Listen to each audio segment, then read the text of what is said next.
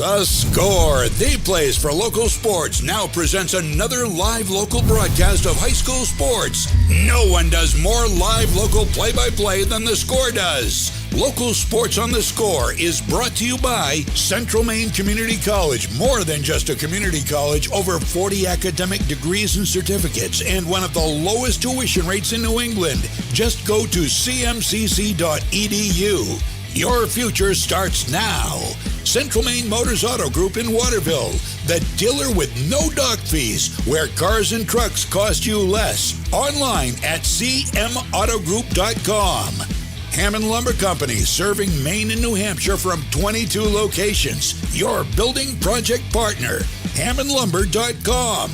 Midstate Machine. Looking for a career? Check out the Machinist Development Program at midstateusa.com. 201 Service in Skowhegan, Maine's trusted towing and recovery partner since 1984. Whittemore & Sons, your Coyote tractor dealer. Sales and service by a family that cares.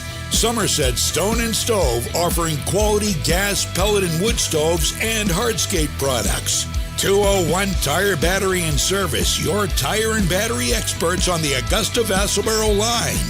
Assistance Plus, providing home care, behavioral health, and developmental services. Together, we can make a difference. Connected Credit Union, building lifelong relationships. Get connected, stay connected. KVFCU, invested in you. Skowhegan Savings Bank, making our communities a better place to live and work. Skowhegan Tire Center, they beat any price. Route 201 Skowhegan. Flagship Cinemas, a better cinema experience. See you at the movies. KMD Driving School in Oakland, teaching your kids to drive for over 25 years. SBS Carbon Copy, Main Street, Waterville, where printing is personal, not puzzling. Manchester Motors, your Coyote tractor dealer. We dig dirt. Casella Waste, for your residential and commercial trash pickup. Computer Improvements in Skowhegan. From sales of computers and accessories to service, we are your go-to computer store. Heights Chevrolet in Skowhegan. Our family is here for your family. Your team from your town plays here. Now with a play-by-play, here's Mike Violet and AJ Knight. Pete Cooper Stadium at Keyes Field in Fairfield has been the site of many a playoff game over the years, and tonight is no different. We are on to the 2024 Class B North playoffs, and tonight, the Lawrence Bulldogs hosting the Skowhegan Riverhawks. Welcome to our broadcast. I'm Mike Violet. He's AJ Knight. There's nothing better than a Friday night in Fairfield, and that's where the Score will spend our night here tonight. These two teams within about 10 to 12 miles of one another on Route 201 know each other really well, and they played each other back on September 20th. We happened to be at Reggie Clark Memorial Field in Skowhegan that night, and it was a game through three quarters. All of a sudden, Skowhegan started with turnover issues. They turned the ball over. Lawrence turned them into points. You look at the final score, AJ, of 32-7. If you don't know the context, you think, wow, blowout city. It was not. Yeah, we'll show you some highlights from that, from Mike's call from that game a little bit later this pregame. But, yeah, it was 14-7. I think at that point, Skowhegan, I believe it only turned it over one time. And then they just, I don't know if it just got to them or Lawrence sort of wore them down in the rushing games. They started to pop some big rushes as well. But it was 4-turnover night, Oben threw 3 picks. He lost the ball in a strip sack. And that's how, like you said, it goes from 14-7 and something where you think, okay, Skowhegan's in this at home, to 32-7, and you walk away if you didn't watch the game and thought, oh, Lawrence did what Lawrence did, which is also a testament to, and we'll get into some more. I got some numbers, but that was a outlier as well because Lawrence defense this year has not been very good. Yes, that was an outlier as far as the number of points Lawrence gives up on average per game. They have some real defensive issues.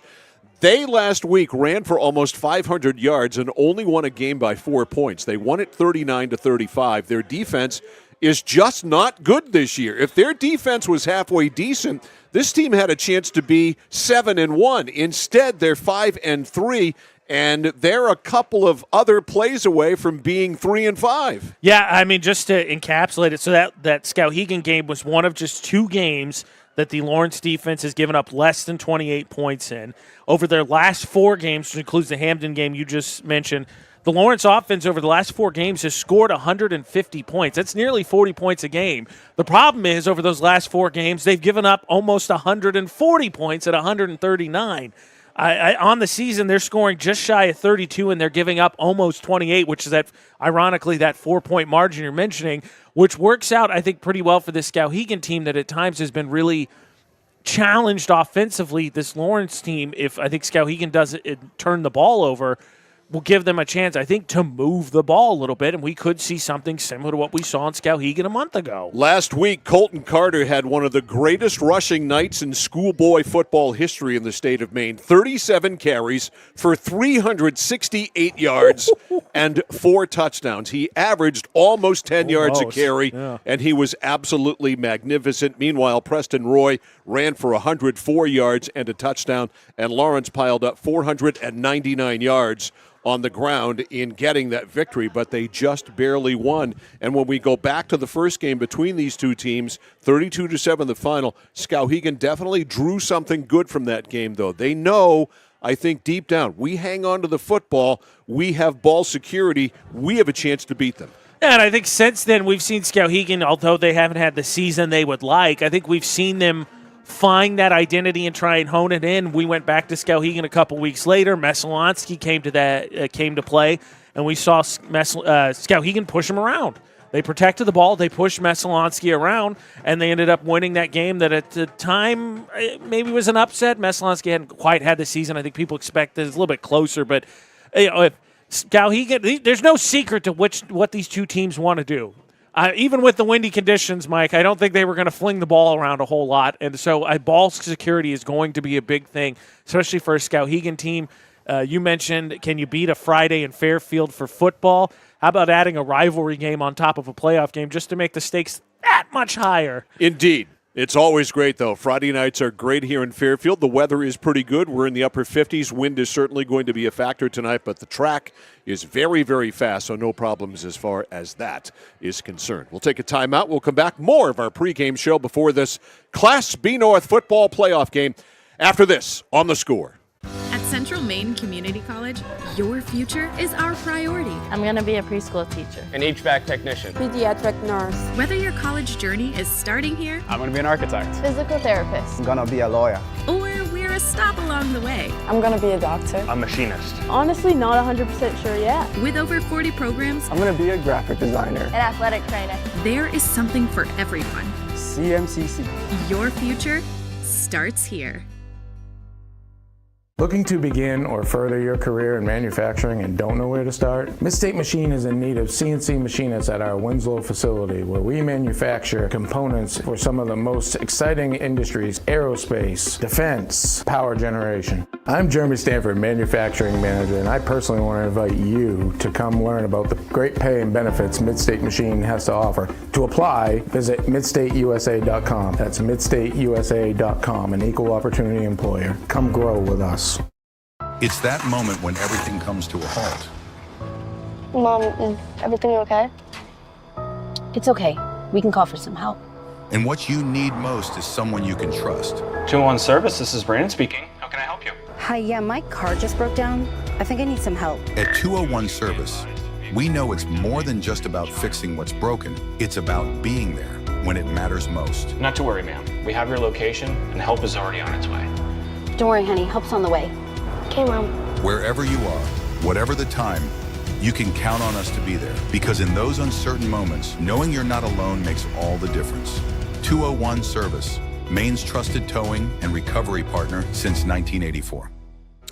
Mike Violet, AJ Knight, our Score crew back here Friday night in Fairfield. Friday night lights in Fairfield. It's the Class B North playoffs between the Skowhegan Riverhawks and the Lawrence Bulldogs. Back on September the 20th, these two teams played in Skowhegan. Lawrence won 32-7. We have the Score Wayback Machine queued up and ready to go. Wide to the right side is Leighton Bradford. Hunter Bellows in motion, gets the give, and he veers in, and he's in. Touchdown! And Lawrence in the red zone. 1st and 10 at the 16. Bradford wide to the right. Hunter Bellows in motion, and they do get the handoff. And it is, it's a touchdown! They have an extra blocker in there on the right wing. First and goal at the 1. The turn, the give, and cruising into the end zone is Mulcahy. Touchdown, Skowhegan. 2nd and 1. 2 to the right, 2 to the left for Skowhegan. Throws it right side, over the head of Moss, and it's picked off! Back is Mulcahy on 37. He's going to throw it. Looking, pulls it back. Now he's going to run. Now he's going to throw, and it's tipped and picked. Jason Aubin in the shotgun. Back to throw after the direct snap. Looks, pulls it back, scrambles, ball's knocked out. The ball is loose. It was knocked out by Lawrence on a strip, and the Bulldogs have it. In the shotgun is Michael Hamlin. Jet sweep, it's Dustin Hunter-Bellows. Turns that corner, has the first and more. He's gone. 10, 5, touchdown Lawrence. 3rd and 10. Back to throw Aubin. Looking, middle of the field, throws it downfield for Pelletier. It's incomplete. Nope. Is it caught? Yep. It was intercepted by guess who? Dustin Hunter-Bellows. 1st and 10 from midfield. 2 to the right, 1 to the left. Lawrence is all spread out. Handoff to Roy. Roy zigzags, goes to the outside, now to the inside. Sidesteps a bunch of tacklers. It's a foot race, and he's going to win it. Touchdown! Ball's at about the 10-yard line. Lawrence running a very quick snap. Here's Dustin Hunter-Bellows, and he is outside. He scores.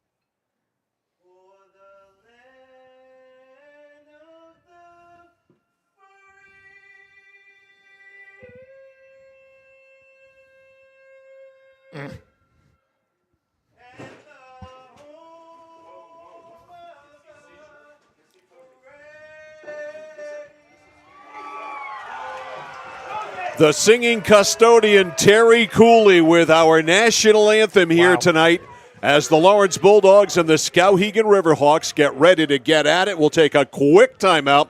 We're back with football between Skowhegan and Lawrence after this on The Score. When you're ready to tackle your next building project, no matter how big or small, depend on Hammond Lumber Company for the products and services you need. The knowledgeable staff at Hammond Lumber will be with you every step of the way and keep your project on schedule. From free estimating and project planning to design and drafting services, an extensive product inventory with a wide variety of brands to choose from, and of course, Hammond delivers from any of their locations across Maine and New Hampshire. Hammond Lumber Company, your building project partner. For us, it's a family business that is steeped in tradition. You know, our relationship with Waterville goes back a long ways. Over the years, we've been fortunate enough to grow, and we've been able to grow with the town. We look at the work that we do as something bigger than just the sale of a car or the servicing of an automobile. We're here to be a part of something bigger than just ourselves by giving back to the community with our time and our energy, because it's all about taking care of people.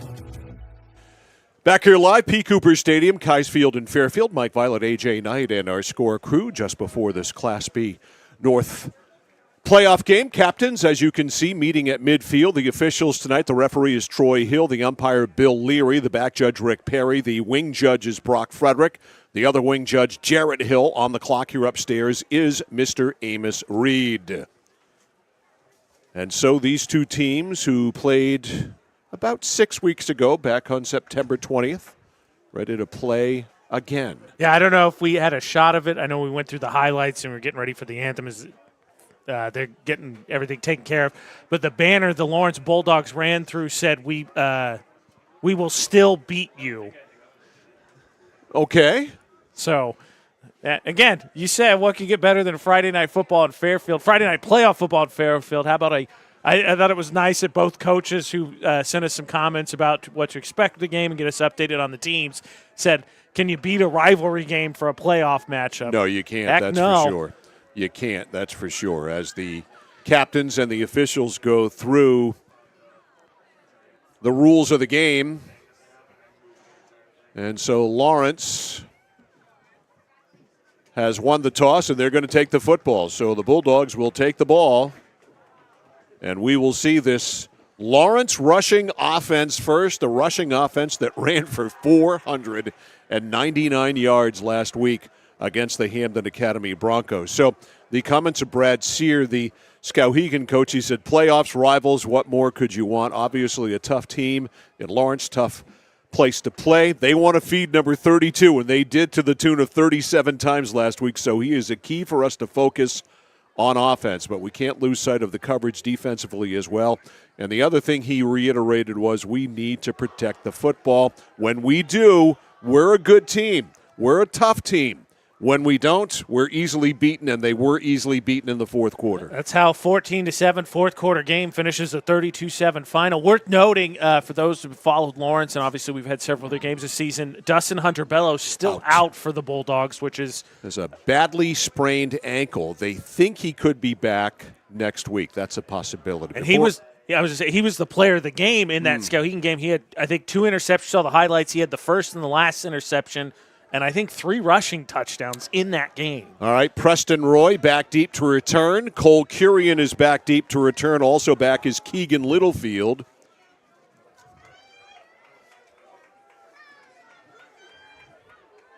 And we are just about set to go. Skowhegan in the white jerseys with the black pants, the jerseys with the black numerals, and Lawrence in their blue jerseys with the light numerals and the gray pants. It's a squibber of a kick, and I'll never understand it.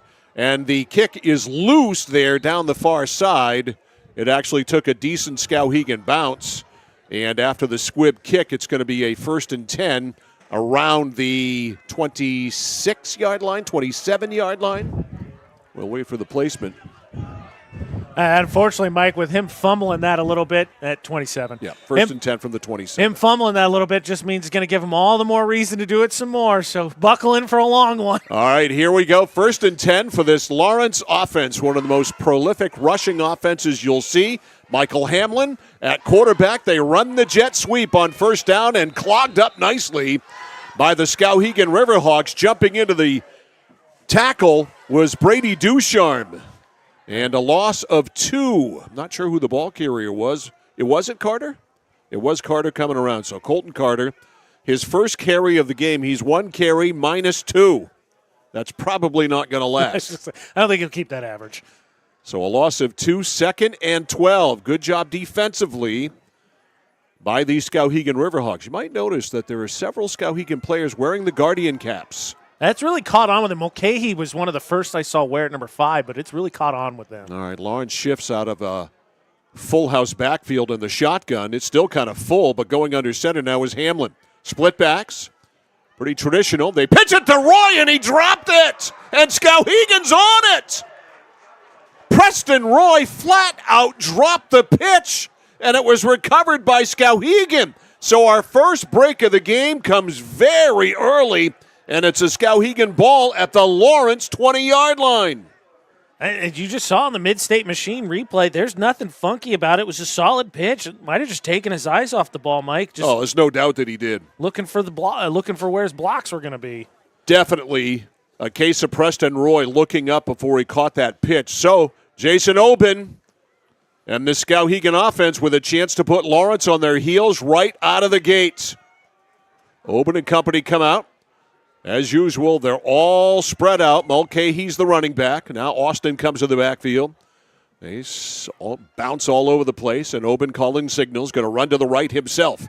Oben looking for a hole. It's there. He somersaults down to the 15-yard line where Cole Curian was there to make sure he didn't go any further, but a 5-yard gain for Jason Oben. That'll put him at the 15. It'll be 2nd down and 5. From there, again, Skowhegan goes no huddle, but it's a very slow no huddle where they get a signal from the sidelines, then go to the wristbands. Although this was a little quicker for them than usual. Mulcahy is the tailback in the I formation from the shotgun, and he gets the give, and he's got the first and more. It's going to be goal to go for Skowhegan. Aiden Mulcahy with a big hole over left guard, and he cruised right through there as they blew Skowhegan, or blew Lawrence right off the ball. Brady Richards, who's been a tower of strength for Lawrence, was blown right off the line of scrimmage. And so it is first and goal at the 7. And Mulcahy's direct snap. Here's Mulcahy. Hit, breaks a tackle, and then he can't get much farther than that. He might have gotten a yard on the play. In on the stop there for Lawrence was 78, Jeremy Thompson. It'll be second down and goal just shy of the 5. I say Mulcahy's not an easy kid to take down either. Second down and 5. Skowhegan shifts. Wide to the left side for the Riverhawks, Miller Foss. They will throw to him occasionally. Oben in the shotgun. Has Austin Wright to his left. Mulcahy, the deep back in the eye.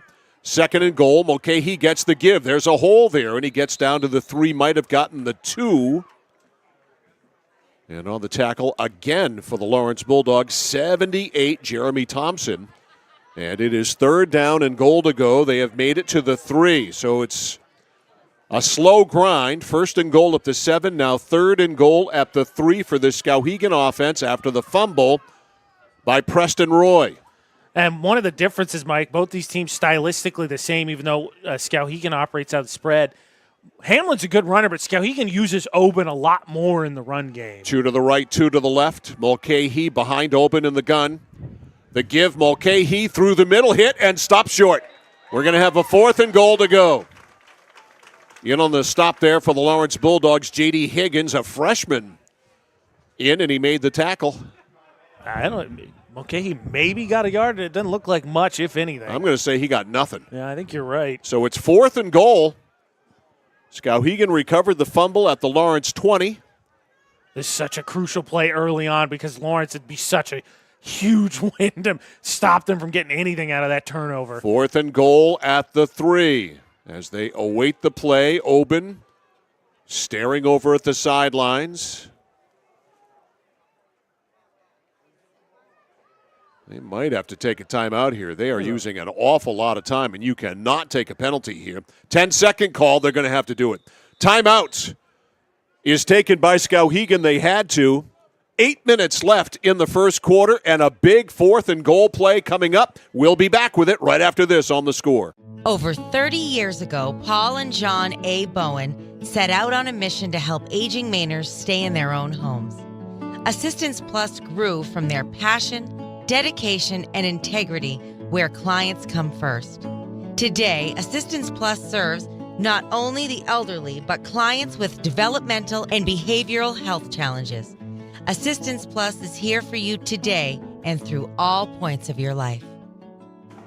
Tonight's game on The Score brought to you by Central Maine Community College in Auburn. More than just a community college, over 40 academic degrees and certificates, one of the lowest tuition rates in New England. Just go to cmcc.edu. Your future starts now at CMCC. Skowhegan with a fourth and goal at the 3. Had to burn a timeout because they couldn't get a play in, and you could not take a penalty there, so they did not. Brad Sear takes a timeout, his first of the game, for a fourth and goal at the 3. The ball essentially in the middle of the hash mark, so no real advantage there. The wide side a little bit toward the left side. Let's see what Brad Sear and his staff come up with here on fourth and goal at the 3.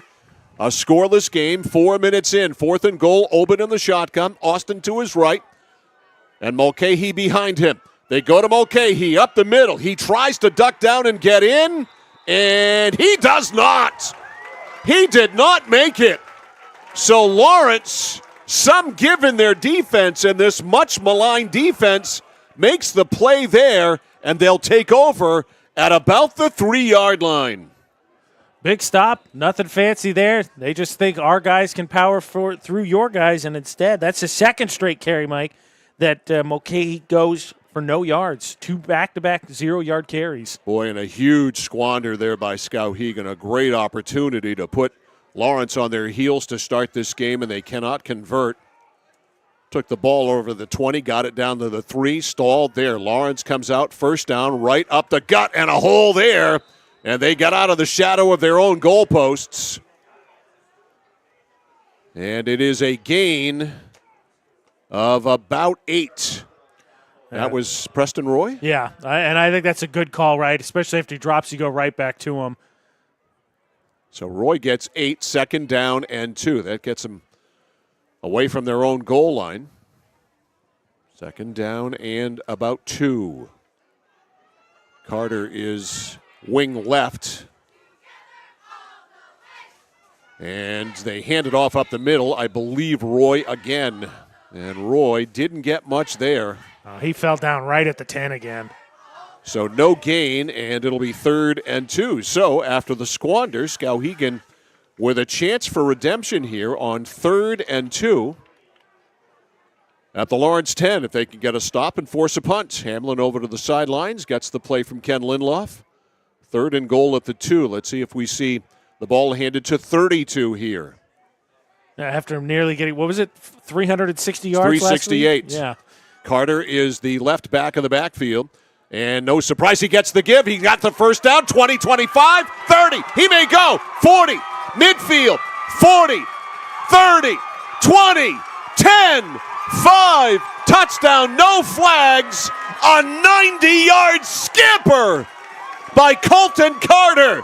And lickety-split, Lawrence is up 6-0.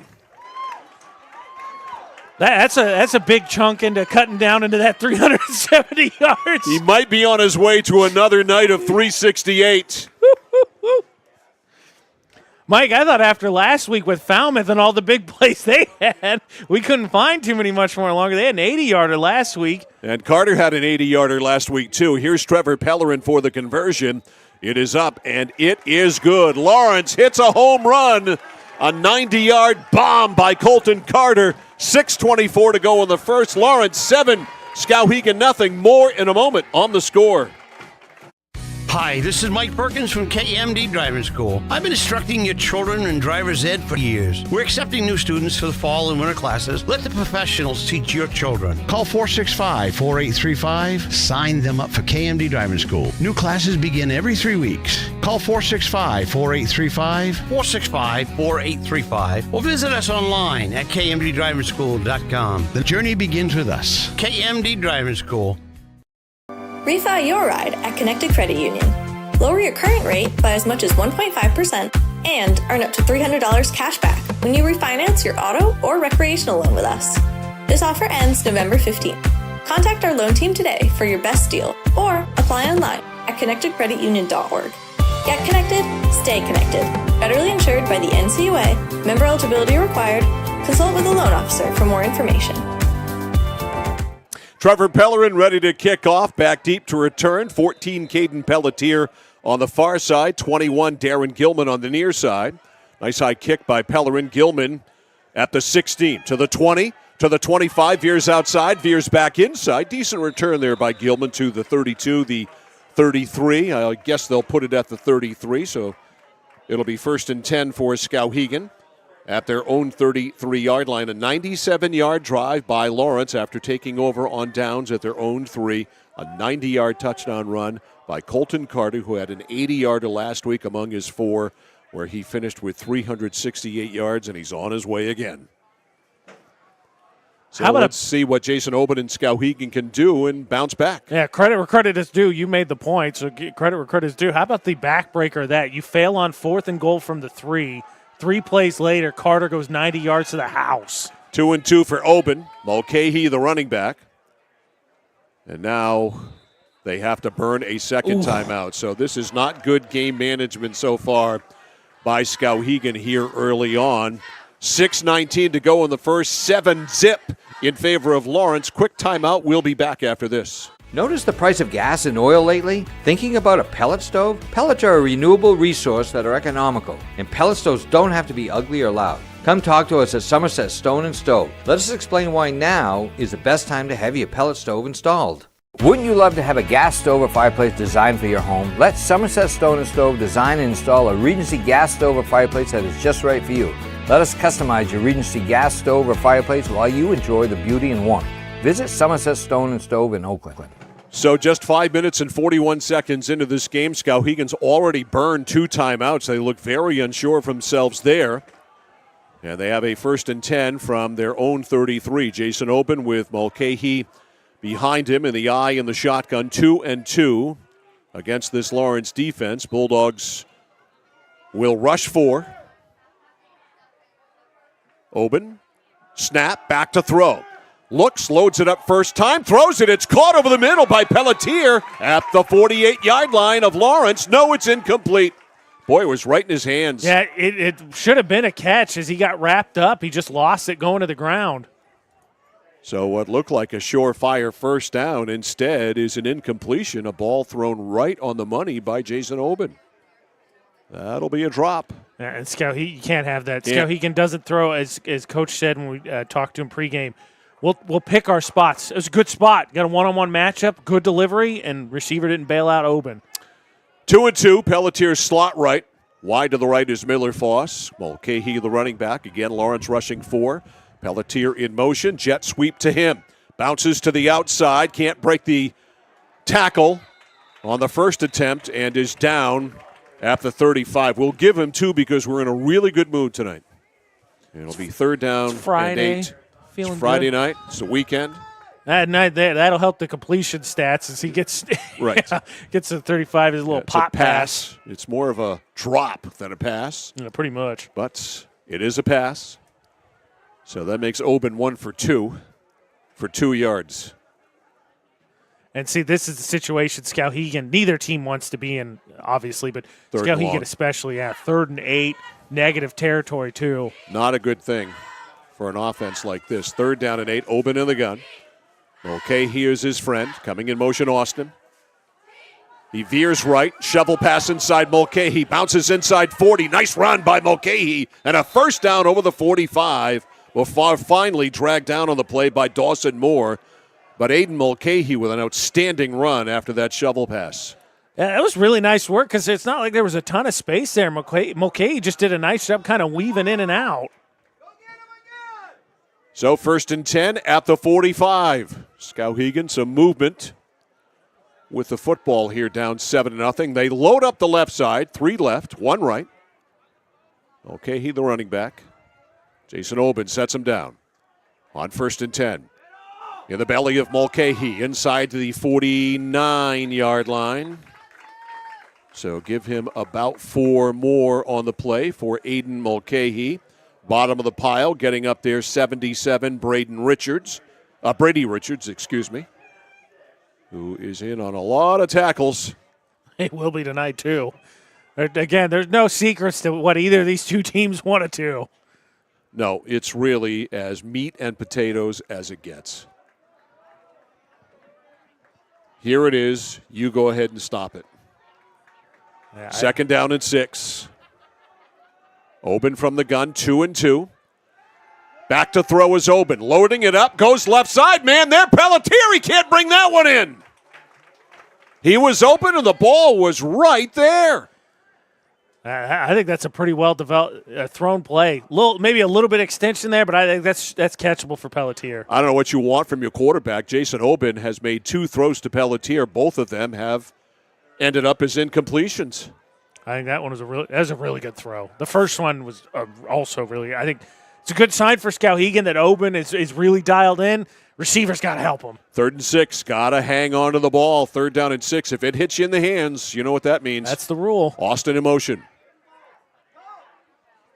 Into Gilman, and Gilman is roughed up on the play. Nowhere to go. Guess who again? You see him there, 77, big Brady Richards. It'll be 4th down.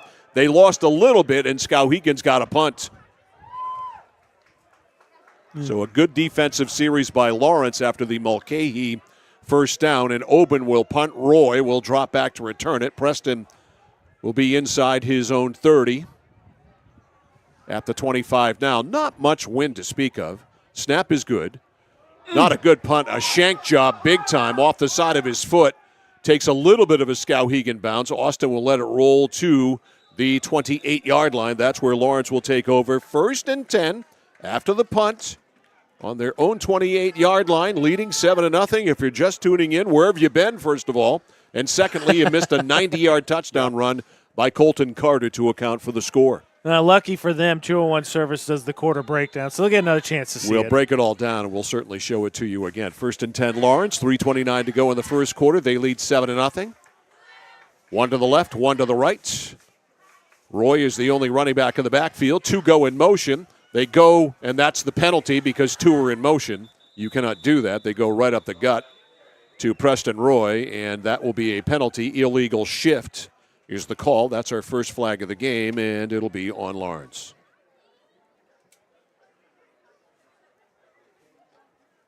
So that'll cost the Bulldogs 5,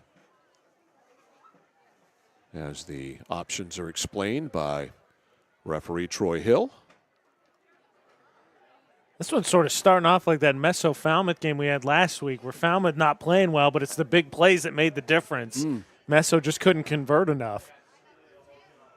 Michael Hamlin back from the sidelines with the best 1st and 15 play that Kenny Lindelof can come up with. I'm going to guess a handoff. Well, sure looks like it, but it's a tight formation. Twins left side. Man goes in motion. They throw, though. It's out of the backfield to Roy. Roy stops to cut, and he slides down. Austin was ready to run him down, but he never got a glove on him. He didn't have to because Roy put the brakes on to make a cut, and the feet went right out from under him. So a modest gain of a couple. And the announcer, the Central Maine Sports announcer curse is in full effect. Whatever I say, the exact opposite is about to happen. So place your bets accordingly. Yeah. Clock running, 2:45 to go in the first quarter. 7-0 Lawrence on a 90-yard touchdown gallop by Colton Carter. Out of the huddle, wide to the left side for Lawrence is Leighton Bradford. Wide to the right side, Cole Kirian. Man in motion. They give it off up the gut to Roy. Roy getting a lot of carries here. It's almost like Carter's a decoy, even with the 90-yard touchdown, and Roy to the 30. So he sets up a 3rd and about 8. 3rd and 8 tomorrow. Winslow and Madison from Winslow. It's going to be a lot cooler tomorrow. Game time is 1 o'clock. They expected game time temp in the low 50s, which isn't bad, but it's not what we've had the last couple of days with this. I had that joke with TJ Maines, the AD over at Coney. Rained all day for that field hockey playoff game we had, and the Thursday was beautiful. Exactly. 3rd down and 8. Hamlin's going to throw it out of the backfield. Caught Roy, 35. Roy outside, 37. Run down on an excellent tackle there by Clark Frederick, and he'll be short of the first down, I do believe. He is at the 38. He had to get a little over the 38. Let's see. The all-important spot. Troy Hill's going to look at it. They're going to take a timeout and bring those chains all the way across the field. It's going to be about as close can be. And measure this right on the sideline in front of the Lawrence bench, which gives us time to remind you that tonight's game is brought to you by 201 Service in Skowhegan, Maine's trusted towing and recovery partner since 1984, by Flagship Cinemas, consistent pricing and a premium cinema experience, and by Somerset Stone and Stove, offering quality gas, pellet, wood stoves, and hardscape products. They stretch it out. There's the stretch. Pellerin, that's an honest coach right there, telling the head coach just how short it is. Okay. About a length of the football based on what it looked like from Coach Pellerin's So the fist up by Troy Hill, 4th down. So a decision here for John Hersom. Early in the ball game, up 7-0 with $1:48 to go in the first quarter. But the ball at your own 38-yard line. Do you have enough confidence in your defense? And it looks like they do. Michael Hamlin, who is their punter, but he is going out looking as if. You got to think with this tradition of his Lawrence offensive lines, Colton Carter. Hey, I'm putting Hamlin under center with that big body of his, and I'm running a quarterback keeper. I like that call. So, of course, now that I said I like that, right, he'll throw a bomb. Play action, 60-yard bomb. Hamlin will come out under center. Roy, the running back behind him. Wing left is Carter for now. Hamlin under center. Hamlin going to keep it himself. He took a quick step there to kind of survey things back and then realized he had room, and he gets it. So my play calling, outstanding so far tonight. Yeah. That's a first down to the 39. He got a full yard. Full yard. So a 1st and 10 play with 1:39 to go in the first quarter. Lawrence up 7-0. They go for on 4th down, and they convert. And the Bulldogs come out 1st and 10 from the 39. Hamlin, 2 backs in the backfield. 1 receiver wide to the right. Hand off Carter, off the right side. Same play that he broke earlier. He's not going to break this one, but he does get over the 40 to the 41, maybe forward progress to the 42 or so, when I see a flag down at the 42-yard line. I think he had a chance there, maybe not to go all the way, but he had a chance for a big gain on a cutback. He ran into one of his own offensive linemen, though. It is holding on Lawrence. So no matter what it was, it's coming back, and that's their second penalty on this drive. They have 2 for 15 so far. So tomorrow, Winslow and Madison. Game time from Poulin Field in Winslow, 1 o'clock. We'll be on the air with our pregame show at 12:45. Class D North playoff game. Yeah, and if you're a fan of this type of offensive play style, good news. You're going to get more of it tomorrow. Exactly. Winslow is going to double wing you to death. They did, as Winslow hosting Madison tomorrow in the, 2-7 matchup, I believe. Winslow played Madison in the second game of the season, and I'll just say it was a whole lot to a whole little. They smoked them. 1st and 18 is the official down and distance from the 32. We're under a minute to go here in the first. Lawrence up 7-0. Hamlin hands it off, and running right side for the Bulldogs is Colton Carter. Carter veers over the 35 to the 37, and it'll set up a second. Should be about 13, I believe. It's 5. Second, and it looks like about 12 from the eye here. That's what they put up on the scoreboard. 30 seconds to go in the first quarter. So we'll call it 2nd and 12. Line of scrimmage is the 37. Lawrence breaks huddle. Roy, the lone running back in the backfield. Carter wing left. The pitch out to the left side. Turning the corner here for the Lawrence Bulldogs is Littlefield, and he turns it to the 40. He got a couple of yards there. It'll set up a 3rd and 10, and that will be the final play of the first quarter. 1 done in this Class B North playoff game here in Fairfield. The score is Lawrence 7 and Skowhegan nothing. More from Pete Cooper Stadium at Keyes Field in Fairfield after this on The Score. At High Chevrolet in Skowhegan, our family is here for your family. And our family has been providing affordable, reliable transportation to families in central and western Maine for 113 years. You don't have that kind of longevity in the car business without building strong, trusting relationships with customers from one generation to the next. Whether you're looking for new or pre-owned, financing, or special incentives, your shopping experience is always stress-free at Haight Chevy. Haight Chevrolet on Madison Avenue as you turn into Skowhegan. You'll also find the Haight family of dealerships in Madison and Farmington. Our first quarter breakdown on The Score presented by 201 Service in Skowhegan, Maine's trusted towing and recovery partner since 1984. In the first quarter, 1 score, and it was a home run. It was a 90-yard home run, a 90-yard run by Colton Carter, a 97-yard drive as Lawrence took over on downs at their own 3. They go 4 plays to get the touchdown. Carter from 90, Pellerin with the extra point. That's it for the first quarter, 7-0 in favor of Lawrence. Let's see, the teams combined for 5 possessions, 3 for Lawrence and 2 for Skowhegan. And right now, Lawrence is in the midst of that 3rd possession with a 3rd down and 10. First quarter breakdown brought to you by 201 Service in Skowhegan. Bulldogs come out on 3rd down and 10 from their own 39. Roy in motion, back to throw Hamlin. Hamlin, left side, looking downfield. Man, their ball is incomplete. That was Carter. The intended receiver, a wheel route there, and it's incomplete at the 30, so they went for it all there and come up empty. It's a long incompletion, 4th down, and Hamlin will punt. That's solid coverage there. Carter actually made a nice adjustment, gave himself a chance to make that play, but Trevor Austin had pretty solid coverage you saw there on the Mid-State Machine Instant Replay. Austin is the return man. He's standing between his 25 and 30. Hamlin will get rid of it near the 30. 7-0 Lawrence.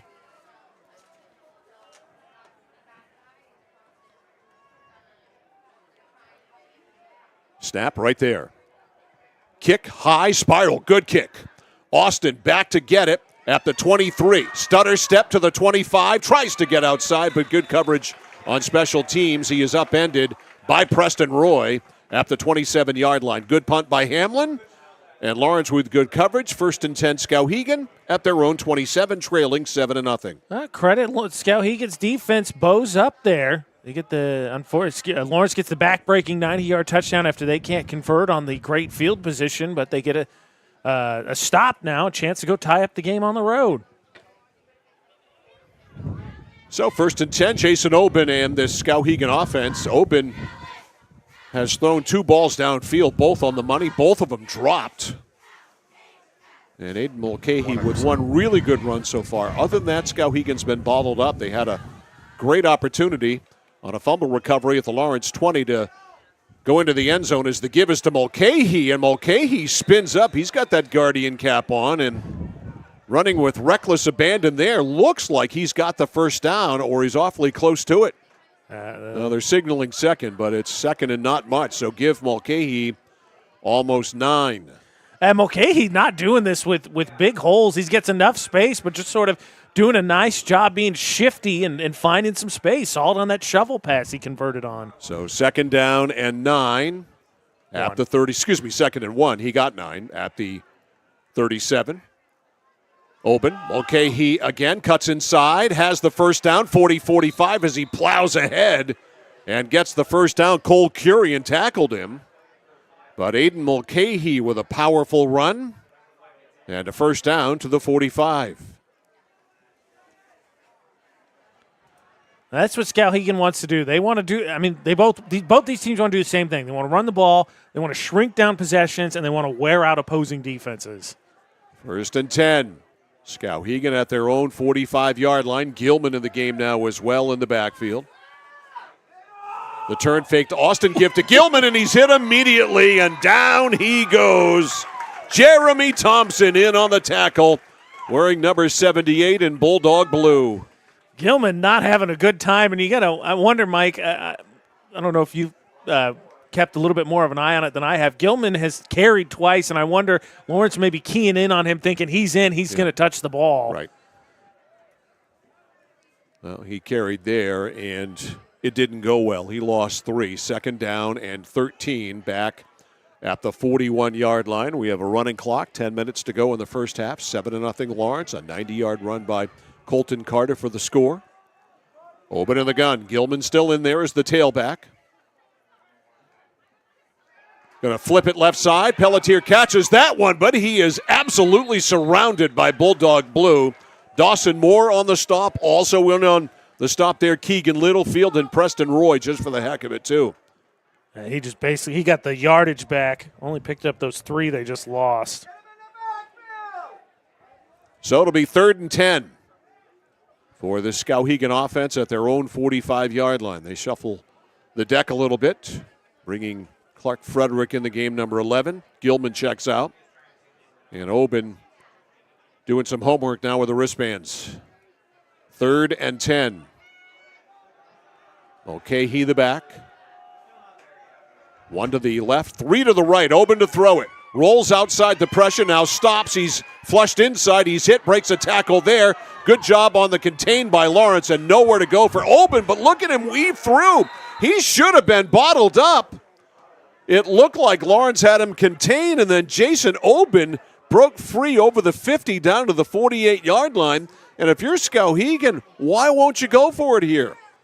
Oben initially put himself in trouble there, Mike, because he ran outside the contain and then did a nice job, like you said, just sort of shifting and bobbing and weaving. He bobbed, he weaved, he zigged, he zagged, and he got 8 yards. So it's 4th and 2. What the heck if you're Skowhegan? You're 2-6. It's a playoff game. You're playing with house money.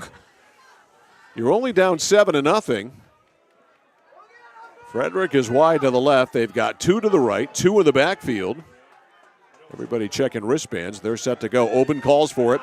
Hands to Mulcahy. Mulcahy, no! Driven back! And again, I think, Mike, you'd like to see a little bit more creativity. That's 2 4th downs now that Skowhegan's failed, and it's been the exact same play call. Sure has, and that was Jackson O'Boyle, 33, a sophomore, with the big hit there. And so Lawrence with another stop on 4th down, and they take over on downs. It is 1st and 10.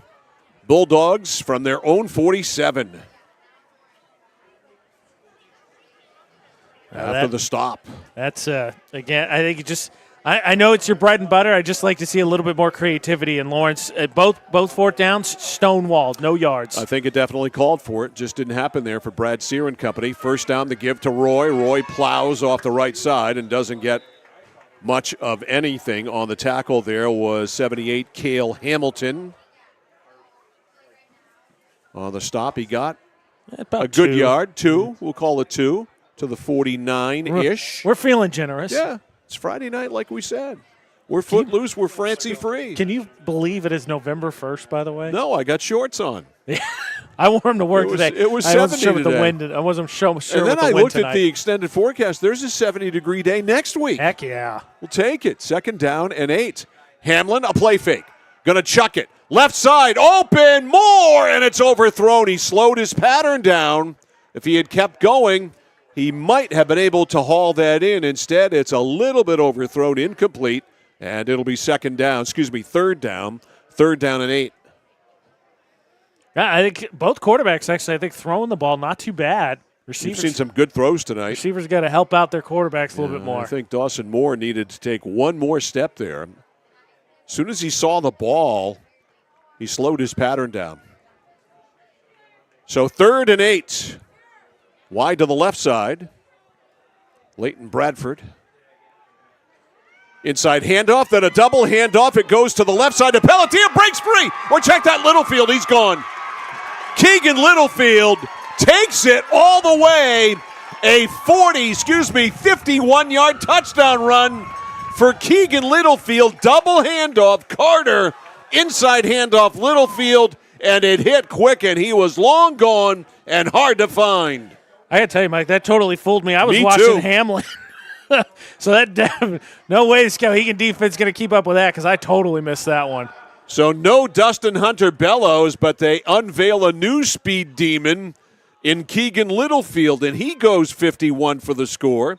Here's Trevor Pellerin, who's been outstanding with his extra points. We've got a flag, however, on the play. That was good, but a flag is down. Here's Troy Hill procedure on the offense, and he'll have to do it from 5 yards deeper. Time of that touchdown was 4:54.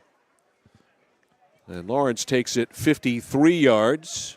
And Lawrence offense has not been the issue this season. They've done very well generally. I think Falmouth's really the only team that's really given them a problem. Defensively, it's where you've wondered with the Bulldogs. So Pellerin from the 15. Plenty of distance on that, and it is up and good. Trevor Pellerin 2 for 2.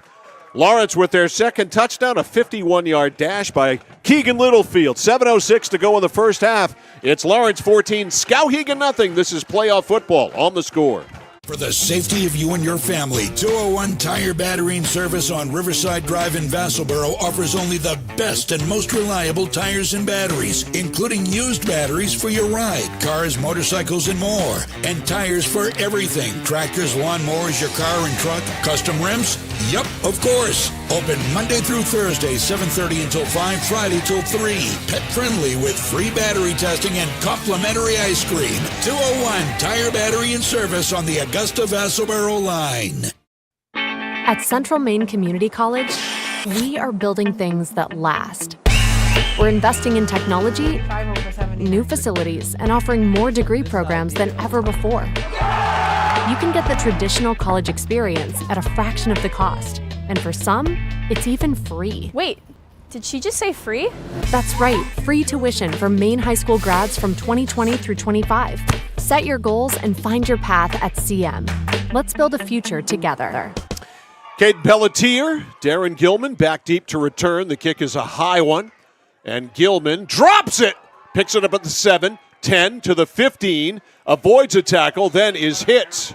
And hurdles up to about the 23-yard line. So Darren Gilman with a very short return after the drop of the kickoff by Pellerin. 1st and 10. They actually spot him at the 24. So Gilman returns it to the 24-yard line. 1st and 10 for Skowhegan. Now down 14-0.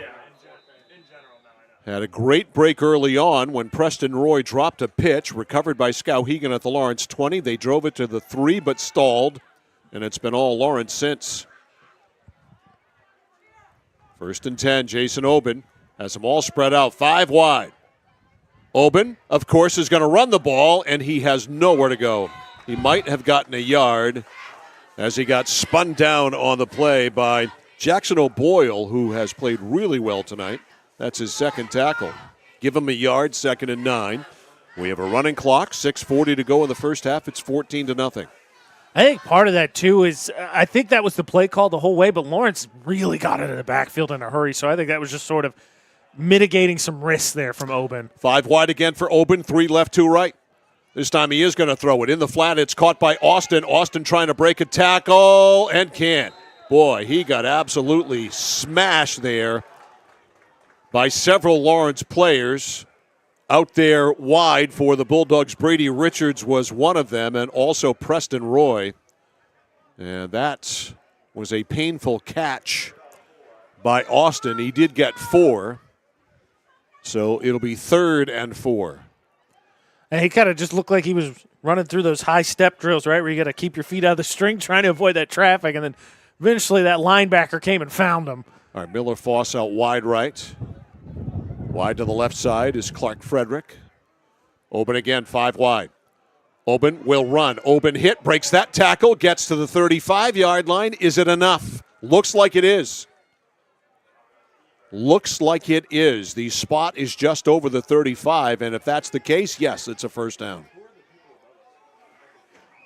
So, a good run by Oben with the 5 wide.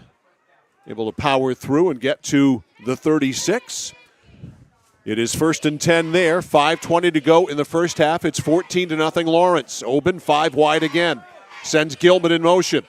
Going to give it to him on the jet sweep. No, keeps it himself. 40. Breaks a tackle 45. Plows over the 50 and into Lawrence territory. Jason Oben running like a Mack truck there. Down to the 49-yard line. The scoreboard has the ball on the 55-yard line. That would be awesome if we were playing by Canadian rules. I was going to say, did we move to Canadian football? Now they change it to the 49. 1st and 10. Great run there by Jason Oben. Yeah, give him 16 on that one. Is that the longest play from scrimmage on the night for Skowhegan? For Skowhegan, yes. So Oben. Going to be tough to beat the longest play from scrimmage. You'd have to go 91 to do that. Yeah. Lawrence has a 90-yard touchdown and a 51-yard touchdown by Carter and Littlefield, respectively. Something like that. Here's Oben, nowhere to go. He went to the right, didn't like what he saw there, went to the left, didn't like what he saw there, any better. And 77 and 78 on the tackle, Brady Richards and Jeremy Thompson. Now, that offensive line got upfield in a hurry. The problem is there's a lot of blue jerseys hanging around with your QB. So Oben loses 3, 2nd and 13. Takes some time, unbuckles the chin strap, now checks the wristbands. 2nd down and 13. Oben, 5 wide again. In this series, that's what they've done the entire time. Mulcahy in motion. Mulcahy jet sweep. No, it's a keeper, and the throw is short downfield looking for Pelletier. Oben was rushed there. Great fake to Mulcahy. Oben short on the throw. Pelletier was open. Pelletier was more than open. Pelletier was behind everybody. So it's an incompletion, 3rd and 13 at the 48 of Skowhegan. Redville Hawks need a play here with 3:47 left in the first half. They trail 14-0. Oben again, 5 wide. As I say, I think that's how their season goes. That was a great play call. You had Pelletier wide open down the middle of the field and just couldn't get it to him. 3 to the right, 2 to the left for Oben. Mulcahy in motion. A keeper again. He fakes the jet sweep, and Lawrence not defending this well at all as Oben again plows ahead and gets all the way down to the 42-yard line. It's going to be 4th down, but what the hey? You may as well go for it. Yeah, and a little slow to get up. Who caught the brunt, I think, of Oben on that was Garcia. So it'll be 4th. We'll call it 3. 4th and 3 at the 42. 5 wide again for Oben. And you can see what he did there. What he did there was change his cadence and move forward a little bit, and he draws Lawrence off sides, and that'll be an automatic 1st down. That's a big one too, Mike, because that was already going to be the 3rd 4th down attempt for Skowhegan in this first half, and they are 0 for 2. They're 0 for their first 2. Lawrence's defense has been suspect all year, and it's been suspect on this series. 1st and 10 from the 36, 2:50 to go in the half, 14-0. Lawrence, but Skowhegan may have something here. A veteran play right there to get him to jump. Oben from the gun, 5 wide, 3 and 2. 3 to the right, 2 to the left. Oben veers to the right, cuts back inside 35, cuts back inside more, 25 to the 20. Jason Oben is a one-man gang here on this drive, and he is down to the 20, and Lawrence can't stop Jason Oben. It's just another big run. He goes from the 37, like you said, all the way down to the 20. Yeah, give him 17 yards. So 17 more for Jason Oben. It is 1st and 10 at the 20. Not to mention Oben doing a little bit background football or playground football style. He's covering about 10 extra yards to get doing what he's doing. 5 wide again. This has worked well here for Brad Sears' team. Clock about to hit 2 minutes. Oben, another keeper, and another big hole. To the right he goes to the 10. Oben to the 5. Oben is in. Touchdown, Jason Oben. He is a one-man wrecking crew. A 20-yard run. All Jason Oben on that drive. And again, just not big spaces to work with there, just being shifty enough. And again, he's not a small dude. Jason Oben with an absolutely marvelous drive where he did almost all of the damage. So Oben with a 20-yard run, and now he will try and tack the 7th point of the night on the board. Miller Foss will hold. Snap is there. Ball is down. Kick is up. Kick is good. So Jason Oben with basically all of the yards on the drive, and now all of the points, a touchdown and the extra point. And with 1:52 to go in the first quarter, Skowhegan has closed the gap. They have cut it in half. It's Lawrence 14, Skowhegan 7. This is playoff football on The Score. Whittemore & Sons, your Coyote tractor dealer. Dependable sales and service for over 50 years. We are located on the Waterville Road in Skowhegan. Sales and service by a family who cares. Oh, please start. You wouldn't allow your car to bypass its maintenance, would you? Hey, Jen, would you look this up on your computer? Oh, wish I could. This office computer is so slow. How about your computer maintenance? Trust the pros at Computer Improvements. They can come on site or stop by, handling general maintenance, antivirus protection, hardware upgrades. And Computer Improvements can set you up with solid-state hardware memory, giving your operating system wicked fast response time due to less moving parts. So your day isn't like this. Contact Computer Improvements to schedule your service today. Computer Improvements, downtown Skowhegan. All right, Jamison Shanoski ready to kick it off, and back to return Cole Curry, and he is the deep safety for Lawrence. Jason Oben, a 20-yard run, capping off his 76-yard drive. 60 of them were him on the ground. 60 of the 76. It's a squibber, and on it is Lawrence. And again, I'm at a loss to understand why, after you score a touchdown, do you want to give them the ball in such good field position right there, recovered by Jackson O'Boyle, but they've got it at the 43. Hey, Patriot Prods commented, said, Lawrence can't stop the QB run. Nope. 60 of the 76 on that drive by Jason Oben. Shout out Desiree commenting, though, she cheering all for Lawrence, who I believe. Desiree's cheering for Lawrence? I'm stunned. Right? 78% of the fans have voted for Lawrence to win. Okay, that's on our YouTube channel at Central Maine Sports. Here's Michael Hamlin. Curian in motion, up the gut, quick hitter. That's Preston Roy, drags a would-be tackler to the 48-yard line. He dragged 59, Thomas Hebert, several yards there. Preston Roy's not the biggest guy either. That's a pretty impressive power run there by Roy. Well, let's be honest. He's got big shoes to fill. Gage Martin was someone I wouldn't want to meet in an alley from last year. All right, here's Carter. Carter looking for a hole, bounces outside and to the 48-yard line. He got wrapped up there by Jamison Shinosky. A little extracurricular activity going on after the whistle. That Shinosky came out of that with the ball. Okay, good. Shinosky came out with the ball, but a good look there is that's right in front of us. Carter hit the ground beforehand. He was on the deck. So 1st and 10, Lawrence on the march here. 1:15 to go. They have all of their timeouts. Give to Carter. Carter 45. Look out. So explosive. Spinning to the 38, close to the first. You know, other than the 90-yard run, he's pretty much been a decoy tonight. Which is interesting. He didn't get all of it there by either. He got 9. He was dealing with a if you remember, I think in that Skowhegan game is the first time we saw him. He had a wrap, so I wonder if he's still maybe a little banged up. Well, he wasn't last week.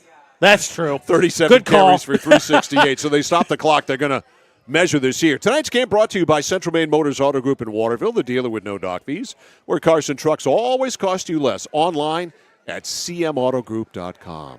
The stretch. Good shot here from Allen. And just about a football length shy. We got a good look at it here on the stream, and good eyes, Mike, 100%. The score crew right on it. Allen, one of our new camera people. How about this, Mike? That carry took him over the century mark on 5 carries. Yeah, well, when you got one of them for 90, makes it a little bit easier. Yeah. 1st and 10. Line of scrimmage, the 38. Lawrence with 109 to work with, all of their timeouts. So they're in a good spot here to get that touchdown back. Jason Oben just scored. Hamlin. Roy and Cutter in the backfield. Play fake, back to throw. Hamlin loads it up. Man open, Moore right there. And he is hit by Frederick at the 15. Not down yet. Look at him struggle and struggle and struggle. And Dawson Moore is down to near the 10-yard line. Let's see where they're going to spot this ball. Actually, he's inside the 10. Several Skowhegan defenders hit him, but Moore just kept on dragging him downfield, and he dragged him down to the 8-yard line where it's goal to go. So Lawrence sitting pretty here with 54 seconds left. 1st and goal from the 8. Hey. Carter in motion. The turn, Hamlin's going to throw it. End zone right there in the back. It's Cole Kirian. Touchdown, Lawrence.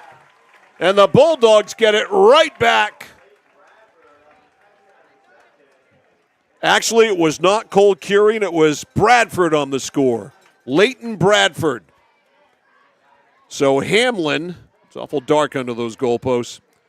Hamlin with an 8-yard pass to Leighton Bradford. And they get the touchdown right back. Here's Trevor Pellerin. Wrong French-Canadian surname. Snap good, ball down. Pellerin drives it right through. Boy, is he a confident kicker right now. And Lawrence gets it right back on the touchdown strike from Hamlin to Bradford. 49.3 to go in the first half in this one. Lawrence 21, Skowhegan 7. This is playoff football on the score. Whether you're looking to buy, build, or refinance your home, at Skowhegan Savings, we make buying your home a personalized experience. Our team of local community bankers are available on your time to help you every step of the way, from pre-qualification to closing your loan. We have a variety of mortgage terms to fit your needs and a biweekly payment option that can save you time and money off your loan. We also won't sell your loan, so your loan stays local with us. Contact one of our community bankers or apply online at skowhegan.com to start your home buying journey today. So Lawrence gets it right back. The open touchdown came at 10:08. It took Lawrence 1 minute and 3 seconds to get the touchdown back. They scored at 11-11. And now Trevor Pellerin will kick off. And I think the squib kick contributed. Yeah, well, especially shorten the field. Why would you do that when the team's going to be under the 2-minute drill and you know that Lawrence is not overly wanting to throw the ball? All right, Pellerin to kick. Gilman and Pelletier, and of course, what's he do? Squib it, it's loose, and they get on it. Again, I just don't understand the mentality of coaches in squibbing kicks anytime, but in this particular time, shorten the field up for him, give it to him at the 42. Yeah, if you're the opposition, give it to me. Yeah, Skowhegan only sitting on one timeout, but I'm with you. It just especially in this situation where you're making it easier for the team to potentially pick up points. So Skowhegan 1st and 10 at the 42. They only have one timeout. If I'm Skowhegan, I'm going 5 wide, and I'm going to have Jason Oben run the ball. I mean, they stop the clock to reset the change. They got a timeout in their pocket. They come out 5 wide. Lawrence has dropped everybody except 3. So 8 men back. Oben in the gun. Oben going to throw it right side. It's caught out there by Pelletier. Cuts inside. Ball's out. It's a fumble recovered by Lawrence. It was Jackson O'Boyle. On the fumble recovery, they throw it and then put it on the ground. And Lawrence has it right back with 39 and a half seconds left and a full complement of timeouts. Holy mackerel. Is this the part, Mike, where we get into your lesson about maybe just taking the knee? It depends on what your intentions were there. If your intentions were to not do anything and not score, Lawrence has intentions here of scoring. I can safely say that. I meant for Skowhegan. Oh, I know. Yeah. 1st and 10 from the 37. Carter in motion. Hamlin's going to throw it. Loads it up right side. Wide open downfield is Littlefield, and he can't bring it in. He couldn't have been more wide open. I mean, there was a Riverhawk within 7 yards of him there. Wow. A long incompletion. And just in case you thought the first, roughly 23 minutes of this first half weren't exciting enough, the last minute sure going to give you some juice. That was a beautifully executed play until it wasn't. 2nd down and 10. Lawrence operating at the Skowhegan 37-yard line. Hamlin under center, a tight formation. They hand it off inside to Preston Roy. Roy to the outside, now to the inside. Look at the speed. Preston Roy, he's gone. 37-yard romp by Preston Roy. And Lawrence has struck again. It's 27-7 on the 37-yard gallop by Preston Roy. A backbreaker for Skowhegan. You get a break after you don't after you don't give up the wide open touchdown pass to Littlefield, and then Roy busts off 37 yards to the house. And again, you shorten the field with the squib kick. Pellerin for the conversion. And it is right through 24.4 seconds left here in the first half, and Lawrence has exploded the score. Lawrence 28 and Skowhegan 7. This is playoff football on The Score. Manchester Motors is your official Coyote tractor dealer. If you work the land, you just got to be a jack-of-all-trades type. There's just too much to do. So if you got to be a welder or a farmer or a ditch digger, that's just who you are that day. Then tomorrow, you can be somebody else. Find your Coyote tractor at Manchester Motors, 1031 Western Avenue, Manchester. Casella Waste. You see their trucks everywhere all the time. That's because they're out taking care of customers like you. Roll-off dumpsters, they've got them 15 to 50 yards. And they're in your neighborhood picking up the trash so you don't have to worry about it. Weekly, bi-weekly, or monthly. From 2 to 10 yards. Casella Waste will also deliver portable toilets when and where you need them. And they offer septic services. Call to learn more about Casella Waste. 872-8257. 872-8257 for Casella Waste. Well, lightning was not in the forecast at all today, but lightning has struck big time here late in the second quarter, and the Lawrence Bulldogs have blown out to a 28-7 lead.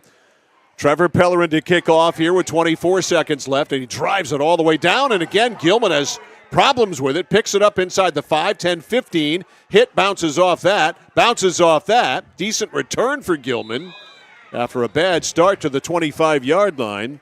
And if Skowhegan has any football IQ at all, they're going down on a knee. Yeah, I'm with you. I just want to point out, Gilman broke a bunch of those tackles, and that was with a lot of his blockers had sort of just stood around. Lawrence is just not good on special teams, and they're not good defensively. They don't tackle well. They don't do anything well defensively. I would say I think Skowhegan, the return team, could have given Gilman a little bit more help, and maybe you get something a little bit more interesting out of it.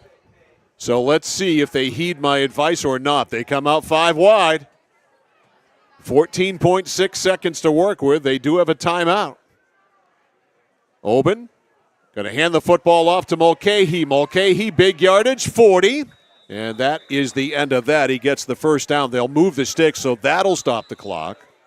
With 10.2, they could take a timeout, and they do take a timeout. So Skowhegan has used all three here in the first half. We will keep it right here with 10.2 seconds left in the first half. Gives us time to tell you that our broadcast brought to you by KMD Driving School in Oakland, teaching your kids to drive for over 25 years. By SBS Carbon Copy, Main Street, Waterville, where printing's personal, not puzzling. And by Skowhegan Tire, they beat any price. Route 201 in Skowhegan.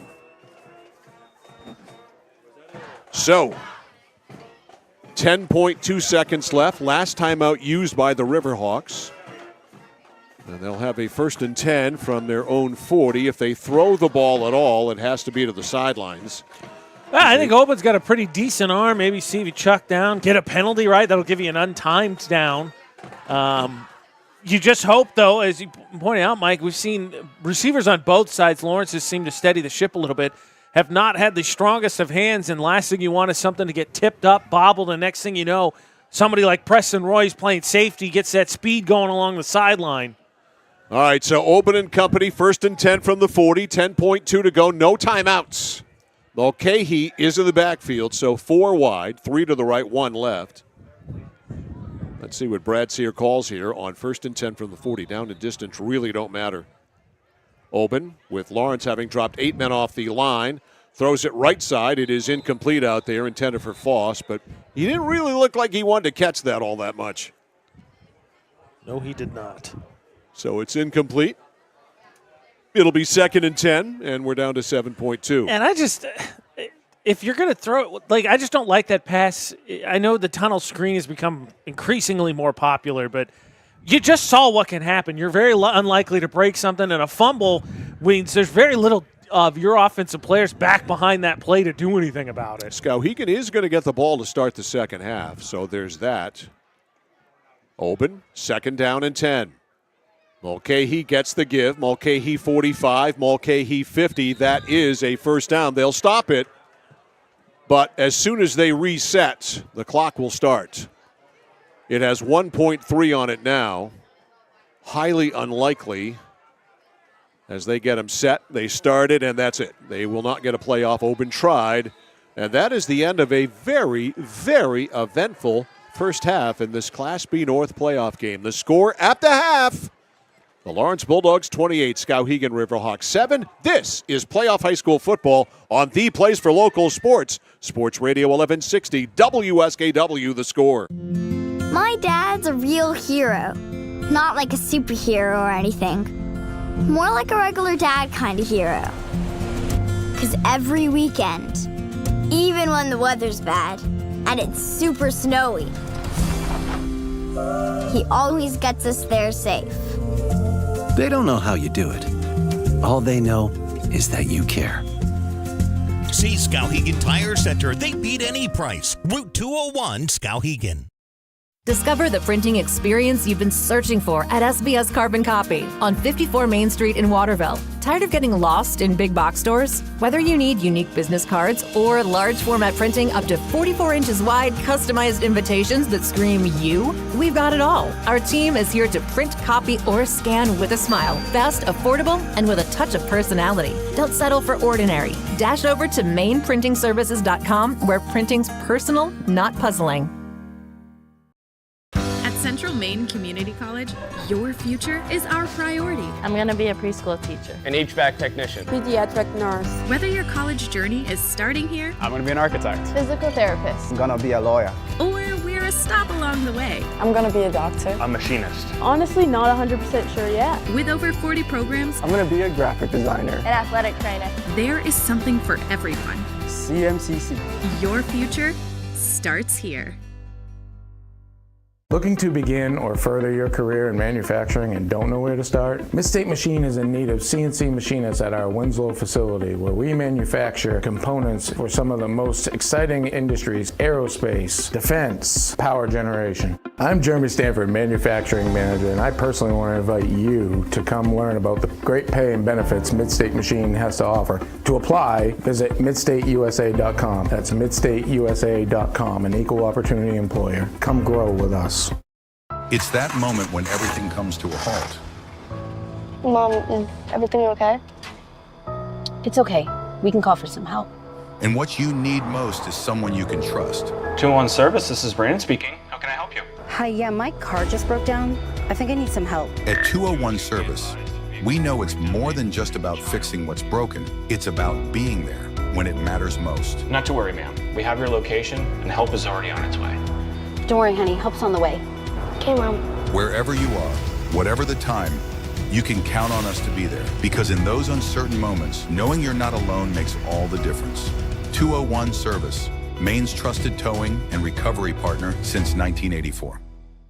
When you're ready to tackle your next building project, no matter how big or small, depend on Hammond Lumber Company for the products and services you need. The knowledgeable staff at Hammond Lumber will be with you every step of the way and keep your project on schedule. From free estimating and project planning to design and drafting services, an extensive product inventory with a wide variety of brands to choose from, and of course, Hammond delivers from any of the locations across Maine and New Hampshire. Hammond Lumber Company, your building project partner. Mike Violet and AJ Knight and our score crew back here live at P. Cooper Stadium, Kiesfield and Fairfield. Live coverage tonight of this Class B North playoff game time. It's 28-7, by the way, Lawrence over Skowhegan. Time for our second quarter breakdown. It's brought to you by 201 Service in Skowhegan, Maine's trusted towing and recovery partner since 1984. And Mr. Man, I am telling you, there's a lot to break down in the second quarter. We had 6 combined possessions by these teams, 3 and 3, and we had 4 touchdowns scored in the quarter, 3 by Lawrence and 1 by Skowhegan. Keegan Littlefield got it started for the Bulldogs with a 51-yard touchdown run. That came 4:54 into the quarter. This was a cluster of scoring from about the 5-minute mark the rest of the way. That was a 53-yard drive, 51 of it on the run by Littlefield. 14-0 Lawrence. Then coming right back, Jason Obin doing most of the work himself on a 76-yard drive. He accounted for 60 of those yards, the final 20, as he pounded through everybody on the Lawrence defense for the score. That made it 14-7. Nice job by Skowhegan to answer the touchdown, get back into the game at 14-7. They didn't stay back in the game for long because a minute and 3 seconds later, Lawrence scored a 57-yard drive. Hamlin, an 8-yard pass to Leighton Bradford for the score. Pellerin with a conversion, 21-7, and then a 58-yard drive after a fumble. It was 37 on the run by Preston Roy. Pellerin with the extra point to make it 28-7. Our second quarter breakdown presented by 201 Service in Skowhegan. All right, I need to take a breath after that. Yeah, we'll show That was as eventful 6 or 7 minutes in a quarter of a football game as we have had in a long time. The big play capability of the Lawrence Bulldogs has really, really been quite a big thing in this ball game tonight. Yeah, I mean, both teams have a turnover, got a fumble loss going each way. And then for Skowhegan, it just feels like whatever Lawrence can do to be the back-breaking play has been the back-breaking play you're watching now, those watching our stream on YouTube. Colton Carter scores 90 yards. It's the first touchdown of the game. That comes after Skowhegan fails to convert on a third and goal, and then fourth and goal from the 3, gets stonewalled both times. And then you get the response touchdown. It goes the other way. Or you get the response touchdown, Lawrence scores, then you lose a fumble, and you get a break because Michael Hamlin misses a wide-open Littlefield for what would have been the 37-yard touchdown pass, and then instead, Preston Roy goes 37 yards on the ground with, 50 seconds left. So the big play capability of the Lawrence Bulldogs has certainly come into play here. By the way, halftime's brought to you by Hammond Lumber Company, serving Maine and New Hampshire from 22 locations. Your building project partner, HammondLumber.com. So the 90-yard score by Carter, which seems like a really long time ago, that's because it was in the first quarter. So you got a 90-yarder there. Then you get a 51-yarder. Then you get the shorty, the 8-yard pass from Hamlin to Leighton Bradford. Then you get a 37-yard run by Roy to finish it up. So hitting home runs. Lawrence basically has hit 3-run homers tonight 3 times out of 4 plate appearances. Yeah, just to encapsulate that, Mike, let me give you some numbers here. So Oben got 79 yards and a touchdown on 9 carries. Mulcahy's got 59 yards on 11 carries. So 20 total carries between the two for just shy of 140 yards. It's 138. Oben is 5 for 9. Well, I'm giving you the full numbers for 19 yards. On the other side, Lawrence as a team has only 15 total carries. Again, Oben and Mulcahy have 20. Lawrence as a team has 15 total carries, and they Carter 108, Roy 51, and Littlefield 3 of the 4 with 53 yards. Total yards, each of them with a touchdown. So on 5 less carries, they've got almost 60 more yards, and that's just to encapsulate your point, just how big the big play has been for the Bulldogs. And, Lawrence's defense, they've only given up 7 points, but they have not played well again here tonight. It's been a bugaboo all year long. They just barely won a game last week where they nearly ran for 500 yards. They only won it 39-35. They've had other high-scoring games where they've given up a ton of points and have outscored other teams and going to 5-3. It's been a constant problem all year long. We saw it against Coney where gaping holes were blown open by the Coney offensive line, and they got the job done. They've got to tighten it up on defense. Got a whole half to go here. Let's see if Jason Oben can do what he did in the second half, like he did in the first half, which was dominate on that one drive. They're going to get the ball here to start things off in the second half, and I think they have an opportunity here to at least come out and get back into this thing and get a touchdown and maybe make it 28-14. If they don't, their offense, despite how quick that happened with Oben, is not designed to strike quickly. No, and it's Skowhegan. I think the saying of they have a limited number of options to pulling out an upset here tonight. I thought that it looked solid early on. Oben was throwing the ball really well, and then the receivers dropped 2 catchable balls that both would have been big plays, and then you end up having to punt. Next thing you know, Lawrence busts off those big plays, like you said. I mean, Lawrence's touchdowns. You got the 8-yard touchdown pass that was set up by a 30-yard catch. Littlefield goes 51 yards to the house. Roy goes 37 yards to the house, and Carter goes 90 yards to the house.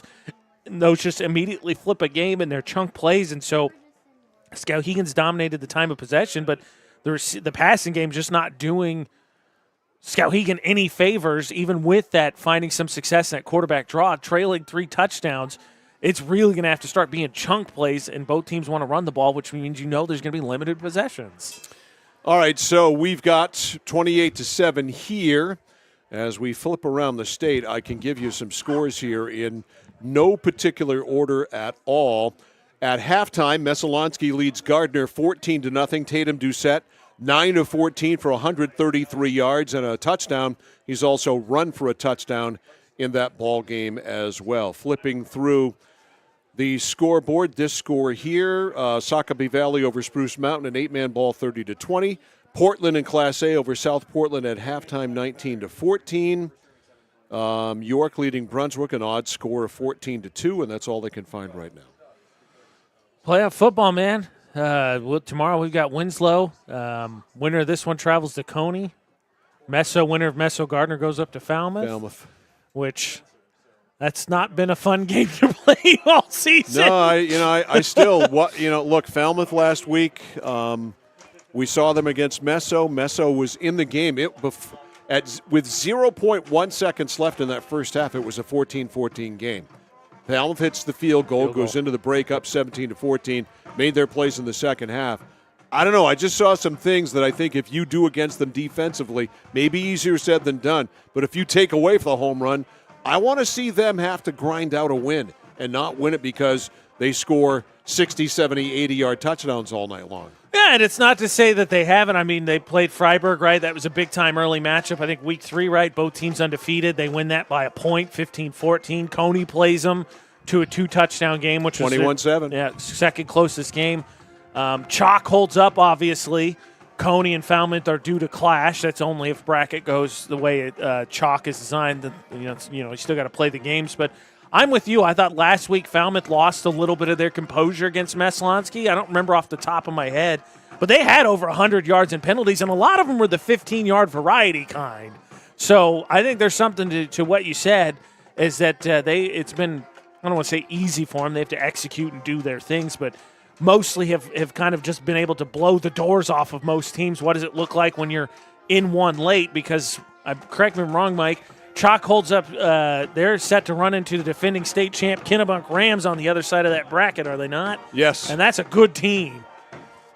So the Lawrence Bulldogs put 3 touchdowns on the board here in the second quarter, lead at 28-7 here at halftime. Halftime is brought to you by Hammond Lumber Company, serving Maine and New Hampshire from 22 locations.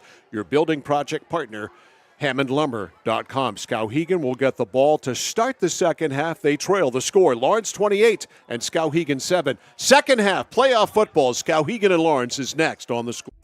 For us, it's a family business that is steeped in tradition. You know, our relationship with Waterville goes back a long ways. Over the years, we've been fortunate enough to grow, and we've been able to grow with the town. We look at the work that we do as something bigger than just the sale of a car or the servicing of an automobile. We're here to be a part of something bigger than just ourselves by giving back to the community with our time and our energy, because it's all about taking care of people. Over 30 years ago, Paul and John A. Bowen set out on a mission to help aging Mainers stay in their own homes. Assistance Plus grew from their passion, dedication, and integrity, where clients come first. Today, Assistance Plus serves not only the elderly, but clients with developmental and behavioral health challenges. Assistance Plus is here for you today and through all points of your life. Hi, this is Mike Perkins from KMD Driving School. I've been instructing your children in driver's ed for years. We're accepting new students for the fall and winter classes. Let the professionals teach your children. Call 465-4835. Sign them up for KMD Driving School. New classes begin every 3 weeks. Call 465-4835, 465-4835, or visit us online at kmddrivingschool.com. The journey begins with us. KMD Driving School. Refi your ride at Connected Credit Union. Lower your current rate by as much as 1.5% and earn up to $300 cash back when you refinance your auto or recreational loan with us. This offer ends November 15th. Contact our loan team today for your best deal or apply online at connectedcreditunion.org. Get connected, stay connected. Federally insured by the NCUA. Member eligibility required. Consult with a loan officer for more information. Notice the price of gas and oil lately? Thinking about a pellet stove? Pellets are a renewable resource that are economical, and pellet stoves don't have to be ugly or loud. Come talk to us at Somerset Stone & Stove. Let us explain why now is the best time to have your pellet stove installed. Wouldn't you love to have a gas stove or fireplace designed for your home? Let Somerset Stone & Stove design and install a Regency gas stove or fireplace that is just right for you. Let us customize your Regency gas stove or fireplace while you enjoy the beauty and warmth. Visit Somerset Stone & Stove in Oakland. At Height Chevrolet in Skowhegan, our family is here for your family. And our family has been providing affordable, reliable transportation to families in central and western Maine for 113 years. You don't have that kind of longevity in the car business without building strong, trusting relationships with customers from one generation to the next. Whether you're looking for a new or pre-owned, financing, or special incentives, your shopping experience is always stress-free at Height Chevy. Height Chevrolet on Madison Avenue as you turn into Skowhegan. You'll also find the Height family of dealerships in Madison and Farmington.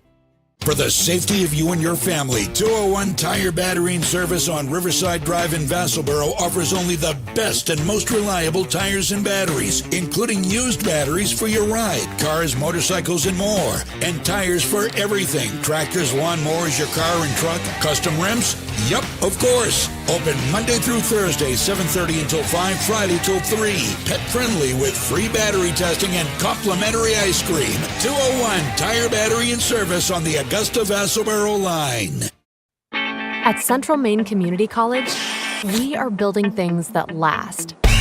We're investing in technology, new facilities, and offering more degree programs than ever before. You can get the traditional college experience at a fraction of the cost. And for some, it's even free. Wait, Did she just say free? That's right, free tuition for Maine high school grads from 2020 through 25. Set your goals and find your path at CM. Let's build a future together. Whittemore & Sons, your Coyote tractor dealer. Dependable sales and service for over 50 years. We are located on the Waterville Road in Skowhegan. Sales and service by a family who cares.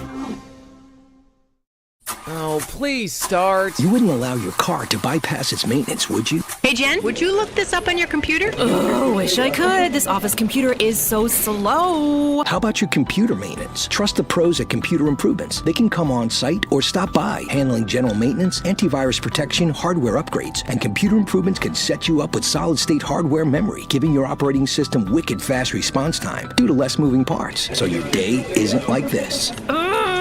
Contact Computer Improvements to schedule your service today. Computer Improvements, downtown Skowhegan.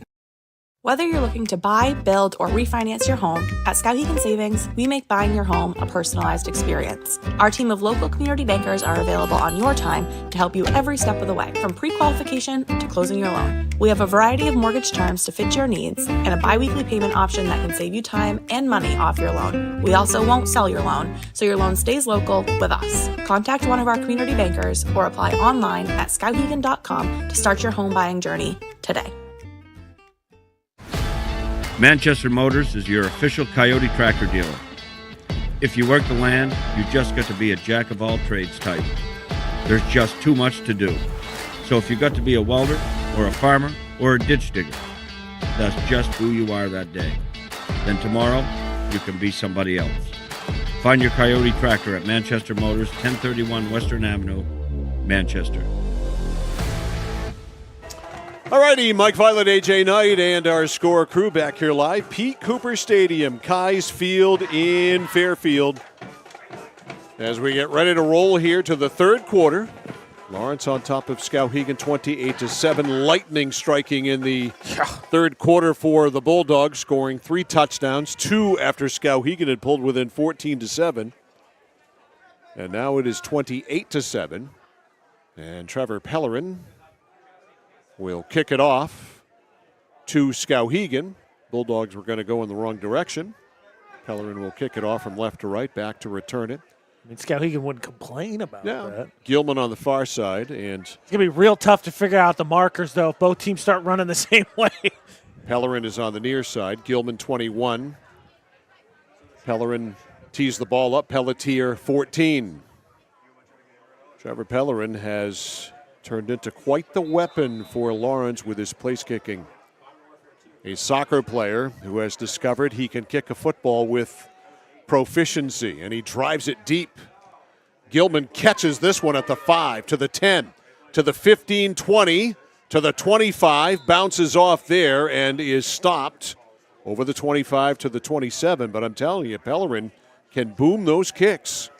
For a kid who's not very big, he's a junior, he's very slightly built, but those soccer players, they can get it done. That's right, he's the one doubling up, I forgot. He's doubling up, the coach's son. By the way, Pellerin's son, first and 10, 26. I get to thank Coach Pellerin. He's been sort of our liaison, obviously. On I think that's a good way to put it. On the football staff, but liaison to give us some. He's been the media relations director for the Lawrence football 100%. team. He is so jacked for basketball season, and that makes 2 of us. Hey, we always are, man. Bring it on. First and 10 from the 26. Jason Oben, who was unstoppable on the last drive for Skowhegan, as he rambled for 60 of their 76 yards over the middle. That one is way underthrown. Looking for Pellerin, and a lot of coverage, too. There was a lot of blue there. It's incomplete. It'll be second and 10. We're over in Winslow tomorrow. Winslow and Madison at 1 o'clock with the expected temperature tomorrow, 47 degrees at game time. It's supposed to still be as windy tomorrow? I don't think so. We're going to be in an enclosed booth. We will. It's all good. We'll be up high, though. We are up high, but it is closed. Second down and 10 after the incompletion. Oben, 5 wide. Going to run it up the middle. They had a tremendous amount of success in the second quarter, but not on that play. Lawrence all over it, and the same 2 guys, 77 Brady Richards, 78 Jeremy Thompson. And I think he lost yards on that, too. Let's see where they mark this. No, okay. They're a little more generous, I thought, so give him nothing on that. You'll get nothing and like it. I think that's a famous movie quote. Not sure. Third down and just about 10. 5 wide for Jason Oben. Actually 4 wide because Mulcahy is in the backfield. So it's Oben in the shotgun, and right behind him, as you hear the wind there, is Mulcahy. Oben, left side, throws it, caught Pelletier 30, and down at the 33, 34-yard line, and short of a first down, making the tackle there. Dawson Moore also out there on the flat. In the flat was Keegan Littlefield. And for wow, that's close. Gave him 9. That one, not getting the first down is on Oben. If that's outside towards the sideline, Pelletier gets to catch that and keep moving. Instead, he's got to turn around, and it slows down all his momentum. Sure looks like Brad Sears going to go for it here or punt. Nope, they're going to punt. Looks like they had a conversation about it. Oben is in punt formation. Preston Roy is not sure yet. Now he's going to drop back. Now he fakes a throw. Now they're going to punt it, and it's not much of a punt, and the wind isn't much of a help either. And it goes in the wrong direction, and Lawrence is going to be in some kind of good business here. That is a first and 10. The wind really caught that. Yeah, that's a net negative punt because as you see on the far sideline, okay, they marked it down.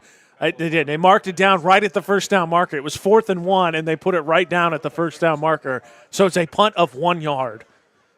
So Lawrence first and 10 at the Skowhegan 36-yard line. So the Bulldogs with a really short field here, trying to add to a 28-7 lead after scoring 3 touchdowns in the third quarter. Hamlin in the gun, protected on either side, sends Kirian in motion, fakes a handoff. No, he does hand it off, and galloping is Colton Carter. 20 to the 10, he's gone! Another home run is hit by the Lawrence Bulldogs. A 36-yard home run for Colton Carter, and it's 34-7 Lawrence. You didn't think all of a sudden they were going to get short touchdowns, did you? No. How about this, Mike? Colton Carter, 6 carries, 144 yards, 2 tutties. And a short field. And the second touchdown run of the night for Carter. Pellerin, perfect so far. Pulled that one a little bit, but it still makes it inside the left upright. 10:01 to go in the third quarter. It is all Bulldogs, a Bulldog lightning show. Lawrence 35, Skowhegan 7. This is playoff football on The Score. Casella Waste. You see their trucks everywhere all the time. That's because they're out taking care of customers like you. Roll-off dumpsters, they've got them 15 to 50 yards. And they're in your neighborhood picking up the trash so you don't have to worry about it. Weekly, bi-weekly, or monthly from 2 to 10 yards. Casella Waste will also deliver portable toilets when and where you need them. And they offer septic services. Call to learn more about Casella Waste. 872-8257, 872-8257 for Casella Waste. Well, Colton Carter's got himself a 90-yard run tonight. Colton Carter just ripped off a 36-yard touchdown run tonight. After getting 368 yards a week ago, he is at it again. Lawrence up 35-7. Pellerin ready to kick it off. He's getting plenty of practice tonight. Trevor with the wind at his back here. Blast that one. Gilman bounces off, and Gilman is not good at that. Gilman really struggled. Like you said, how many out of the, 6 now he's had to do? Because 5 touchdowns and a halftime kickoff. I think he's dropped 4 of them. Yep, that one glanced off him right near the goal line and went into the end zone for a touchback. So it's 1st and 10 at the 20. So Skowhegan needs some offense, and they need it quickly, even though there is a quarter and 9:56 to go in this one. They are down by 28 points. And it's come in a hurry. I mean, 28 of those points, or 21 of those points feel like they've come in like 3 minutes of game time. They sure have. 4 wide. Austin goes in motion. Oben to Mulcahy. Mulcahy, a big, big body, spun around, and Mulcahy to about the 24, maybe the 25-yard line. A modest gain there of 4 or so. But you can see this offense. We've talked about it before. They don't huddle up, but they run slow. Again, both offensive philosophies really aren't that different. Running teams, QB's going to get involved in the run game. Skowhegan just does theirs via the spread. 4 wide. Mulcahy goes wide. Mulcahy turns it up, tried to jump, and jumped right into the arms of a tackler, but he might have enough for the first down. That is O'Boyle who wrapped him up there. Let's see where they spot it. And he does have the first. So he needed 6. He got 6. So give Aiden Mulcahy a first down there. 1st and 10 for Skowhegan. Yeah, Mulcahy now with 70 yards. Oben's got almost 80. The problem has been that's it. That's their offense. Skowhegan players doing their homework. Wristbands have been studied. 4 wide. Back to throw. Oben setting up a screen. Mulcahy catches, turns upfield 35-40, and has the first down, head down, slammed down at the 45-yard line. The tackle made on the play by J.D. Higgins, but not before Mulcahy on the screen gets the first. Yeah, another quick first down. So Skowhegan, 1st and 10. Up to their own 46. They trail here 35-7, 8:32 to go in the third.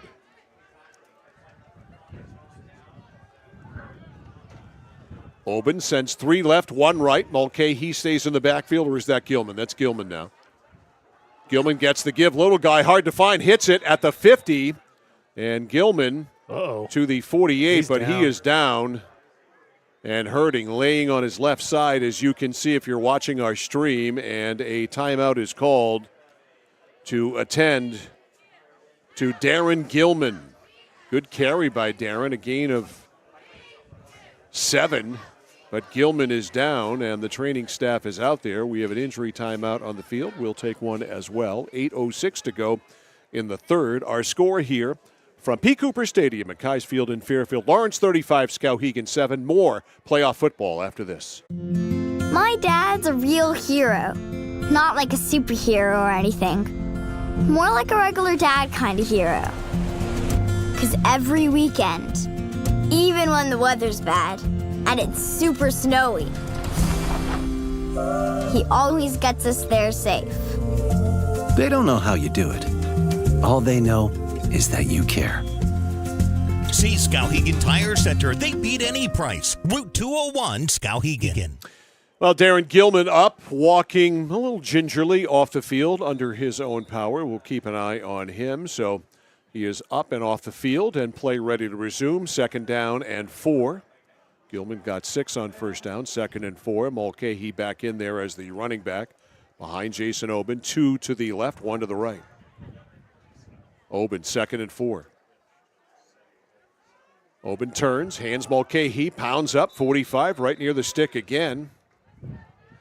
That's Skowhegan finding a drive. The thing is, like you said, Mike, as we came into this second half is, I mean, if this is the case, how many of these possessions are you really going to get a chance to execute? First down. The problem with Skowhegan, as efficient as they've been here in the second half, is this takes a long time. Right. And it's not like they've been able to slow down Lawrence is the other challenge. Clock at 7:20.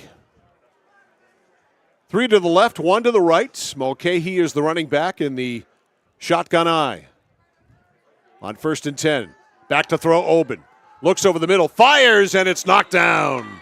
The intended receiver was Frederick at the 31-yard line. Ball was knocked down, zipped over the middle, and the ball knocked down by Leighton Bradford. Initially, at the beginning of the game, Oben, I thought, was really throwing the ball well. Didn't get some help from his receivers. Now it just seems like when he's throwing across the middle, it's almost like he's gotten a little gun shy. He's been low right there. That one gets tipped. 2nd and 10. 7:09 to go in the third. 35-7. Lawrence, Oben runs left, looking to pitch. He's going to keep it. He does pitch it now, and Mulcahy might have gotten a yard. Dawson Moore was all over that. That pitch, again, a little bit late. Mulcahy's got to reach back and stop running to grab that. And we got a late flag down. Uh-oh. The referee, Troy Hill, was talking to Mulcahy and threw a flag, and it's going to go on Lawrence. Somebody said a no-no word. Somebody said something really naughty. Mulcahy did get a yard on that. And now they're going to add 15. for unsportsmanlike conduct. I like the fans saying, it's all right, boys, keep your chins up. I don't think the chins were down was the problem. keep your chin all the way tucked into the top of your jaw is what you're probably saying. Right. Shut your mouth would be the way to go there. 1st and 10. They go all the way down to the 28-yard line. Say, because this is a quick way to let Skowhegan pick up yards. Yeah.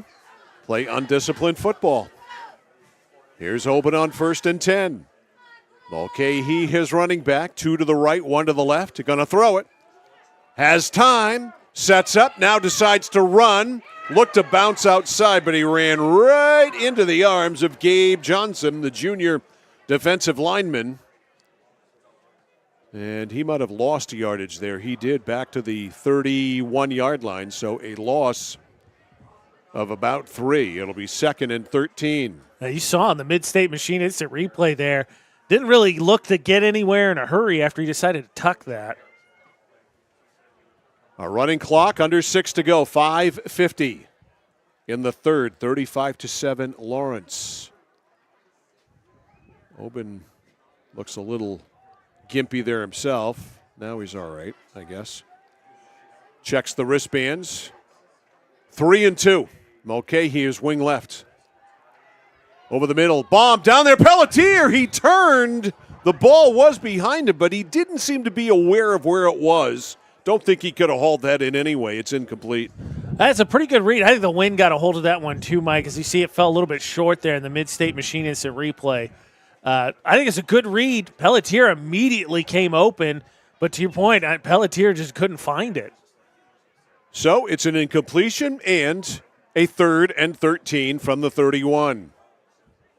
No matter where Skowhegan is on this side of the field, the Lawrence side, it's always 4-down territory 100%. From this point on. And 100%. Maybe from the 40, their own, it is 4th down territory. 4-down territory. All right, 3rd down and 13 here. Mulcahy behind him. Back to throw, Oben.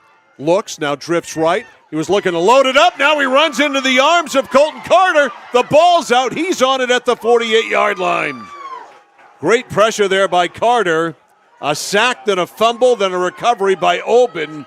And now it's going to be 4th and a country mile, and maybe it isn't 4-down territory here. You see that one, that would have been a almost 15-yard sack, I think, and then he lost the ball. So that makes up for the unsportsmanlike conduct penalty. More than a little bit. It's a 16-yard loss. Does look like he's in punt formation.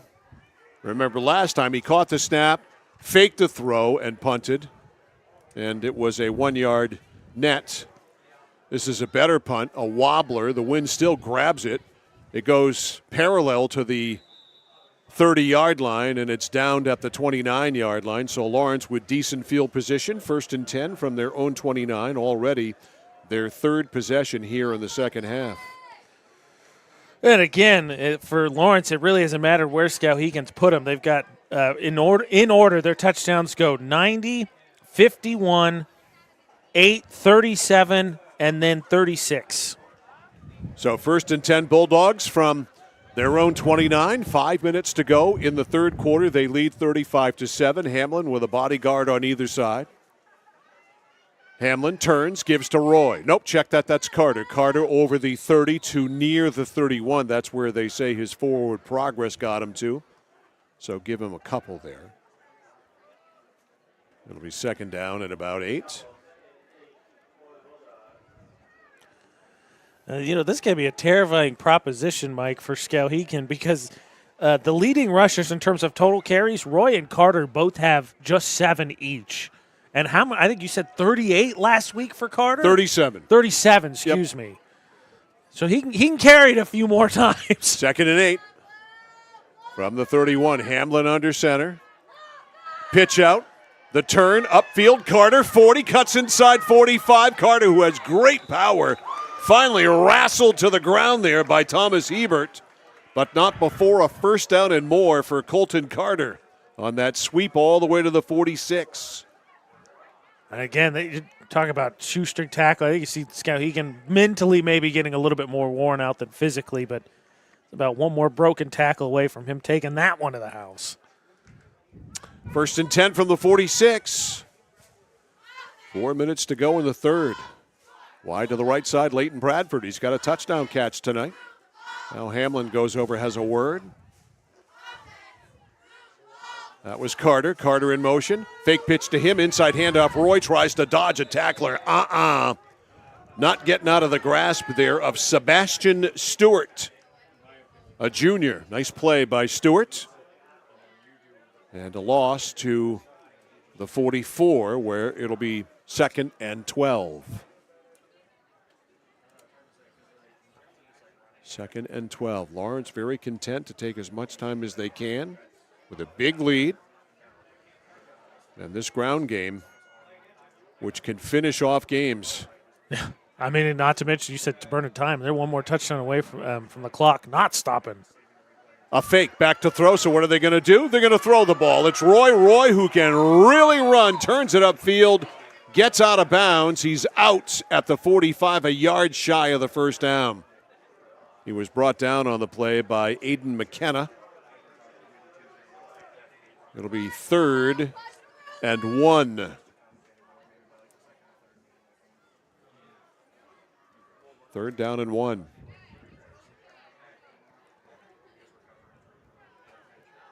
All right, Hamlin with the play.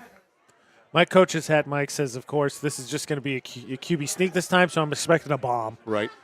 Hamlin under center, not a bomb, a give to Carter. It can be a bomb, though, the way he can run. They try to take the ball out, but Carter has both hands wrapped around it. Nice try, though, by Jamison Shinosky. You may as well go for the ball. You got to do that. They need to. They need the ball desperately. It's a first down run by Carter.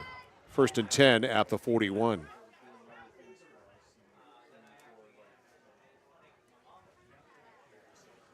$35-7 Lawrence. Will be in Winslow tomorrow. Winslow and Madison. Game time 1 o'clock. CentralMainSports.com, 1160thescore.com, on YouTube at Central Maine Sports. Here's the give to Carter. Carter to the 35. Give him 6 or so. And this has just got to be physically, obviously, but mentally numbing if you're Skowhegan, because you know it's coming, and he's just been doing it all game and just wearing you down. And that Skowhegan defense does have to be dog-tired here. They've been on the field a lot, and they've played chase a lot. That last part especially. I mean, the plays have been a little bit limited for Lawrence, but only because they've just been so successful ripping off the huge gains. Split backfield. Roy and Carter pitch to Carter. Carter right side. Cuts inside 30. Carter 25. Carter still going. He's down to the 15-yard line. Colton Carter, a big, big hole and a big, big run. I see they mark him. I think it's going to be just shy. Yeah, 16. So still give him 19 more. And he's just pounding away. Here you go, Mike. I know you were hoping you were going to see that 370 whatever yard get. He's got 190. Okay. He's flirting with 2 bills. I'm not saying it's out of reach. He must have another 90-yarder. 1st and 10 from the 16. Inside handoff, Roy. Roy. Sometimes you lose sight of him because he is rather small. Look at this pig pile here. And Roy looks to be inside the 10. And somewhere around the 7 or 8. Just that pile just kept moving and moving and moving. See they mark, and that's the thing that they keep getting Carter in that motion. We saw Littlefield a little bit, and the next thing you know, you just got that quick hitter to Roy with his speed up the gut. And next thing you know, he's 5 yards down the field before he even recognizes he's got the ball. Looks like about the 7. Yeah, I'd say the 7. So give him a 9. 30 seconds to go in the quarter. This will probably be the final play. On first down, the give to Carter. Carter with a first down. Carter with more. It'll be goal to go. Is he in? Touchdown, Carter. Colton Carter with a shorty for him, a short touchdown run. It'll go in the books as a 6-yard score, and Lawrence's lead is 41-7.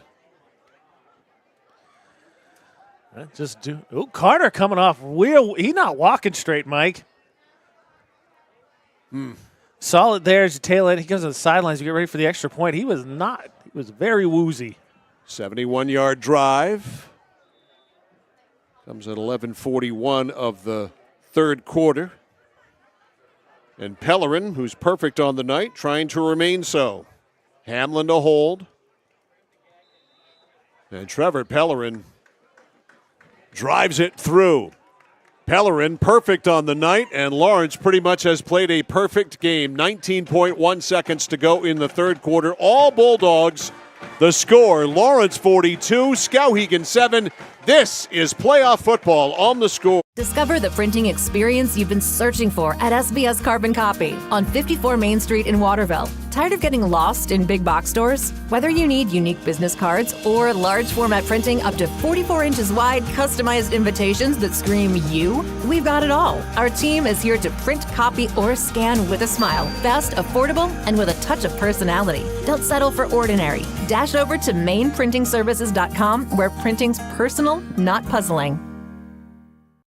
At Central Maine Community College, your future is our priority. I'm going to be a preschool teacher, an HVAC technician, pediatric nurse. Whether your college journey is starting here, I'm going to be an architect, physical therapist, I'm going to be a lawyer, or we're a stop along the way. I'm going to be a doctor, a machinist. Honestly, not 100% sure yet. With over 40 programs, I'm going to be a graphic designer, an athletic trainer. There is something for everyone. CMCC. Your future starts here. Lawrence Bulldogs are rolling, and Trevor Pellerin, it's just like practice for him tonight. He's getting plenty of extra point practice, plenty of kickoff practice, and they have relieved Gilman of his kickoff return duties. The injury might have something to do with that, too. And, of course, he squibs it. Rolls right by the first wave. That's a live ball, as it was inadvertently kicked, and jumping on it there for the Skowhegan Riverhawks was Xavier Sproul-Costa. As that ball got pinballed all the way back, they spot it at the 15-yard line. Shades of the Holy Roller. That was weird. And that'll end the third quarter. Roller. Wow, there's a memory. Dave Casper. All right, score at the end of 3 in this one. It is all Lawrence. The Bulldogs 42, Skowhegan 7. You're watching and listening to playoff football on the place for local sports, The Score. Looking to begin or further your career in manufacturing and don't know where to start? Midstate Machine is in need of CNC machinists at our Winslow facility, where we manufacture components for some of the most exciting industries: aerospace, defense, power generation. I'm Jeremy Stanford, manufacturing manager, and I personally want to invite you to come learn about the great pay and benefits Midstate Machine has to offer. To apply, visit midstateusa.com. That's midstateusa.com, an equal opportunity employer. Come grow with us. Third quarter breakdown brought to you by 201 Service in Skowhegan, Maine's trusted towing and recovery partner since 1984. Guess who scored 2 more touchdowns? The Lawrence Bulldogs. Guess who scored them both? Colton Carter had a 36-yard run in the quarter, 6-yard run. His shorty, that was like a gimme putt there for Colton Carter. Pellerin with both extra points, 35-7 and 42-7. They drive 36 yards and 71 yards. Third quarter breakdown brought to you by 201 Service in Skowhegan, Maine's trusted towing and recovery partner since 1984. All Lawrence.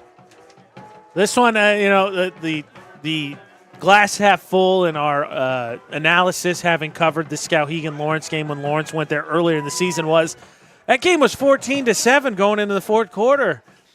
This game was 14-7 pretty quick this time around. They reversed the order as Lawrence really got that rushing game going, and Skowhegan's offense just couldn't find their momentum. And now we will go with a 35-point deficit to running time here in this one.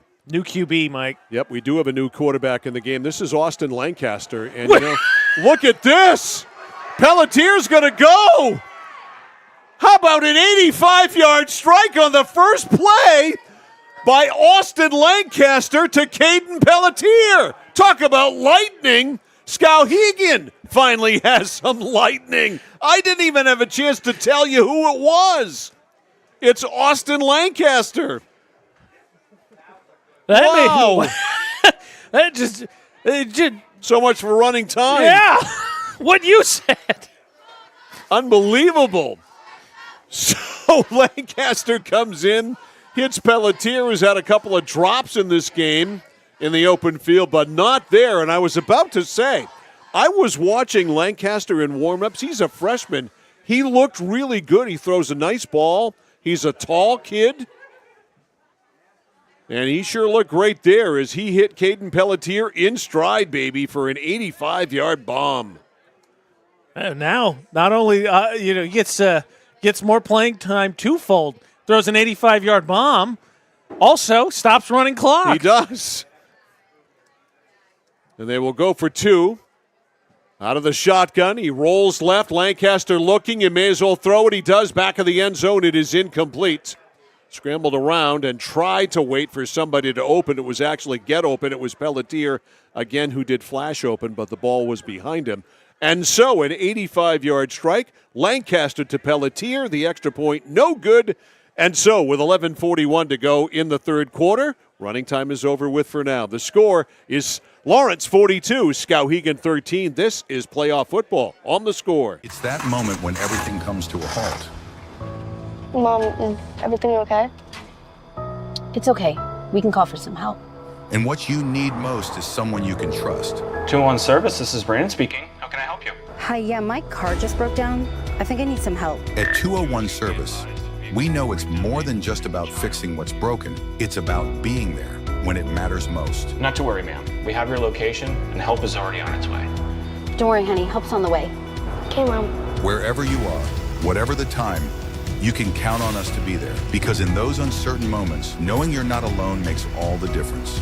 201 Service, Maine's trusted towing and recovery partner since 1984.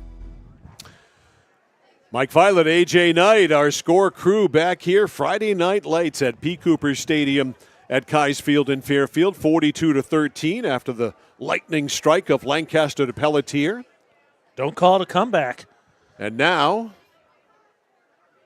Jamison Chinosky will kick off. Michael Hamlin is back deep to return on the far side, which is interesting. And on the near side, I can't see that number on the near side. And neither one of them are going to get it. It's an onside kick. And it's recovered by Lawrence. I think it's foolhardy to try that now, but whatever. Cole Kirian with the recovery at the 48-yard line. So Lawrence with a short field. See, Hamlin getting the huddle. He came to the sideline, Mike. Lawrence make the switch too. Roy's out there. No, okay, Hamlin's on the sideline. I would say he ran. He wouldn't be surprised if he ran to get the play, and that's what he's doing. I was curious if they were making a swap. Hamlin's going to stay in at quarterback for now. 1st and 10 from the 47-yard line officially. Lawrence up 42-13. Hamlin and company, new running back in there, 21, Hunter Curtis. Inside handoff, and Curtis. Actually, no, he didn't get the handoff. It was the fullback. I think it's still Roy. Still Roy? All right, Preston Roy still in at fullback. Remember, you noticed Colton Carter leave Gimpy after the touchdown. Well, we saw on the replay, we were getting ready to. We're watching them set up for the extra point, but you saw Carter on the face of the screen. He couldn't walk straight. A gain there of 3. It'll be 2nd and 7. And he did as the touchdown. And you'll see it again at halftime. Obviously, he scored. He got spun down hard, so it wouldn't surprise me if he caught the ground pretty flush. 2nd and 7. Hamlin under center. Roy is one running back.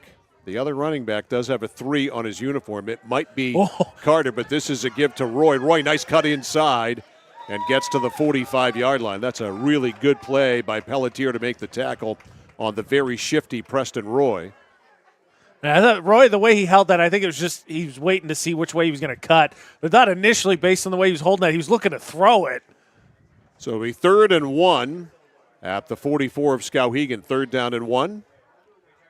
Clock is running. It's not a running clock, but it is running. 10:15 to go in the fourth quarter. Yeah, Roy is in there. Carter is in there. Carter and Roy and Hamlin now milking the clock, waiting for the back judge. There's the 10-second signal. Check that. That's old Boyle that's in there. Ooh, boy, did Preston Roy get absolutely decked there by Mulcahy. And he got grabbed up high right before that, too. Nothing for a penalty. That hand might have caught some mask. I take that back. So he got the first. That's Jackson O'Boyle in there, 33, for Colton Carter. So a 1st and 10 at the 40-yard line. Again, a running clock, 9:40 to go. Lawrence in complete command. Just trying to see, Mike. We're on the Lawrence sideline. Do you see I'm Carter? looking for him, and I can't see him. Yeah. I'll keep scanning when I can. 1st and 10. Hamlin.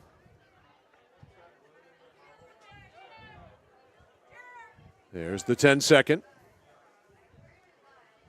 Man in motion. They go to O'Boyle. O'Boyle is hit by Mulcahy at the 36.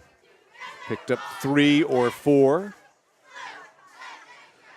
I don't want to get ahead of myself, Mike, with 9 minutes left, but I feel like it's safe to say that or at least I can say the winner of this game goes to Coney next Friday. I think you could safely say that. And as they had 2 seed, them and Falmouth, the 1 seed, both got buys. Winner of this game goes to Coney, and I'll just say I think we'll find ourselves at Coney next Friday night for football. Yeah, Carter's on the end of the bench down here to our right. Okay. Just picked him out. Talking to Dustin Hunter Bellows. 2nd down and 7. Hamlin with 8.5 minutes to go. Sends Roy in motion. Hands it off O'Boyle. Big hole for O'Boyle. 30, 28-yard line. Runs right over Trevor Austin there. Got a really nice block on the play by Gabe Johnson. And a 1st down run. He lost his face mask.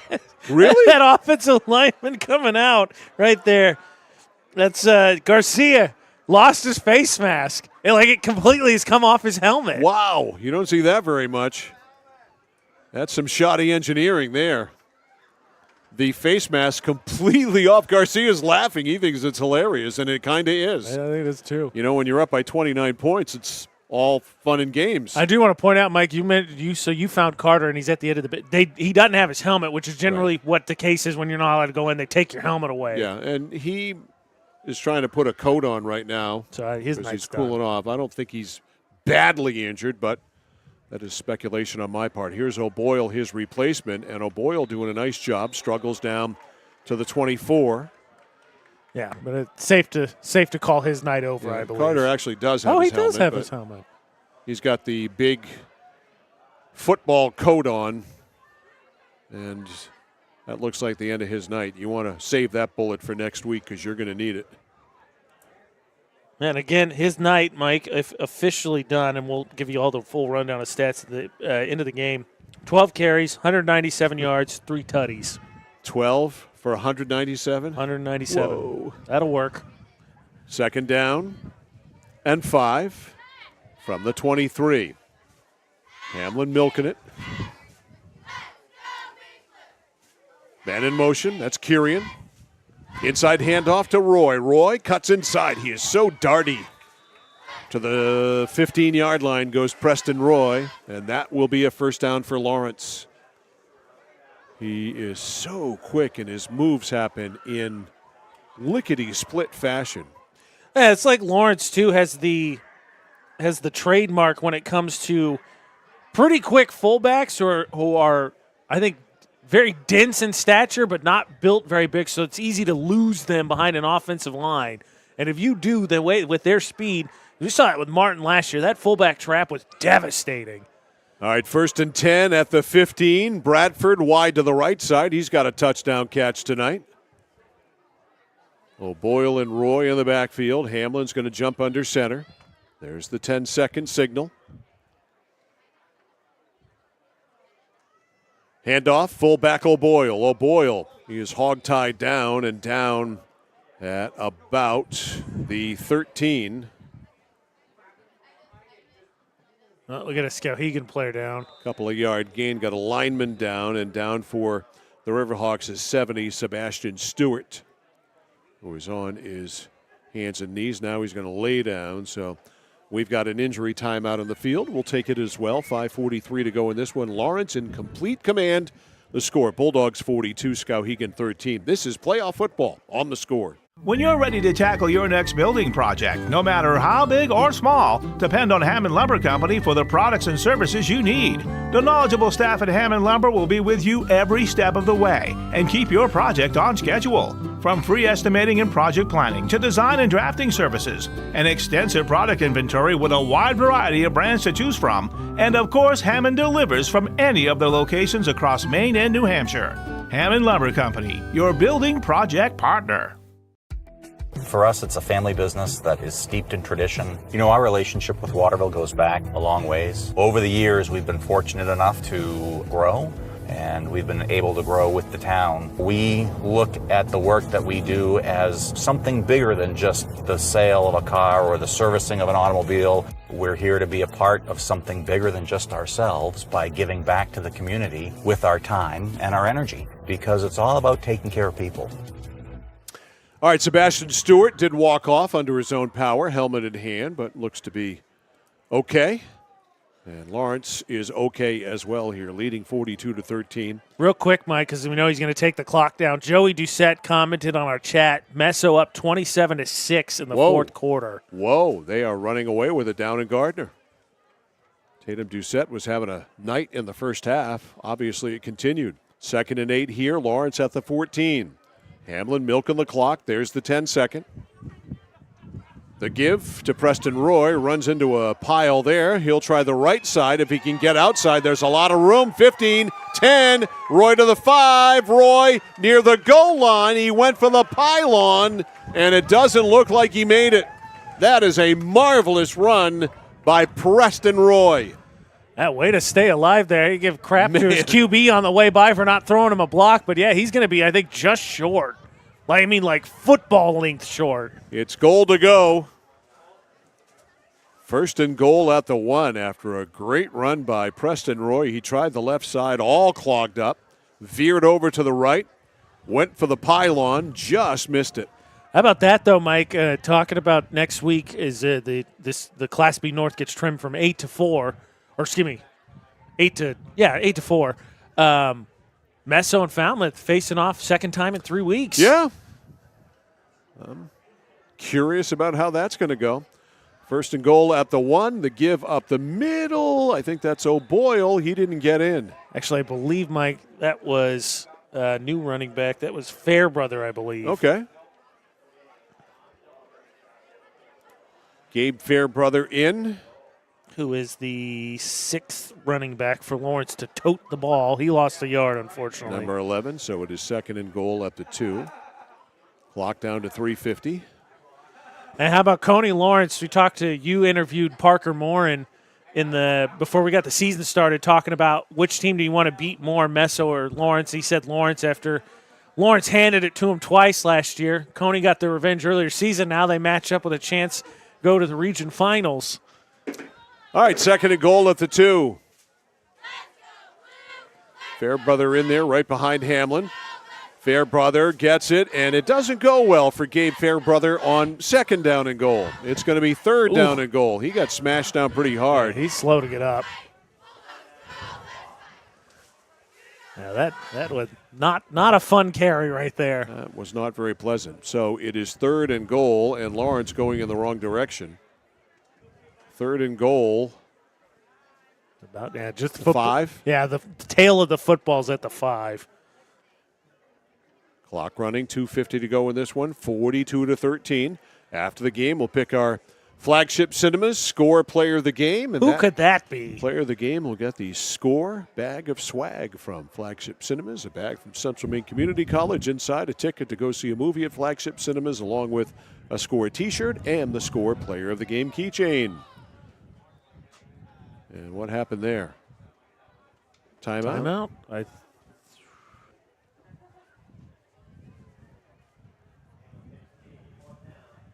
I guess they ran a play. They take a knee? Maybe they did. Clock is still running. I missed it. I don't know what happened. Scoreboard says 4th down, but it also says from the 1, which is not true because the ball's at the 5. Yeah. All right, O'Boyle coming in, Fairbrother. He's still a little limp. I wonder if they stopped it, Mike, because he was slow to get up. I think the Skowhegan players were pointing at him. It wouldn't surprise me if that was the case. All right, so it's 4th and goal, and Hamlin is taking a knee. So the white flag is up. Skowhegan will take it over on downs. Well, yeah. All right. And Lawrence happy with a 42-13 lead and feeling like the best thing to do is to take a knee. So we got to look at Austin Lancaster, who has completed one pass, and it went for 85 and a score, and now we've got a timeout called on the field. A timeout apparently taken by Lawrence with 1:40 left in this one. All Bulldogs. The score, Lawrence 42, Skowhegan 13. The finish of this one after this. Over 30 years ago, Paul and John A. Bowen set out on a mission to help aging Mainers stay in their own homes. Assistance Plus grew from their passion, dedication, and integrity where clients come first. Today, Assistance Plus serves not only the elderly, but clients with developmental and behavioral health challenges. Assistance Plus is here for you today and through all points of your life. Hi, this is Mike Perkins from KMD Driving School. I've been instructing your children in driver's ed for years. We're accepting new students for the fall and winter classes. Let the professionals teach your children. Call 465-4835. Sign them up for KMD Driving School. New classes begin every 3 weeks. Call 465-4835, 465-4835, or visit us online at kmddrivingschool.com. The journey begins with us. KMD Driving School. All right, all set for the final 1:40 of this one. After Lawrence surrendered there on downs, took a couple of knees. It'll be 1st and 10. Mike, you were wondering if – oh, no, this can only tie the longest play from scrimmage. All right, yeah. It's Lancaster's going to throw it, flips it. It is incomplete, intended for Bryson Howard. I think that hung up there a little bit, but it got there. And as the rule is, hands on it, catch it. Well, that didn't happen there. 2nd down and 10. Lancaster, a freshman quarterback. His first pass went for 85 and a score to Caden Pelletier. And we've got movement. It's procedure on the offense.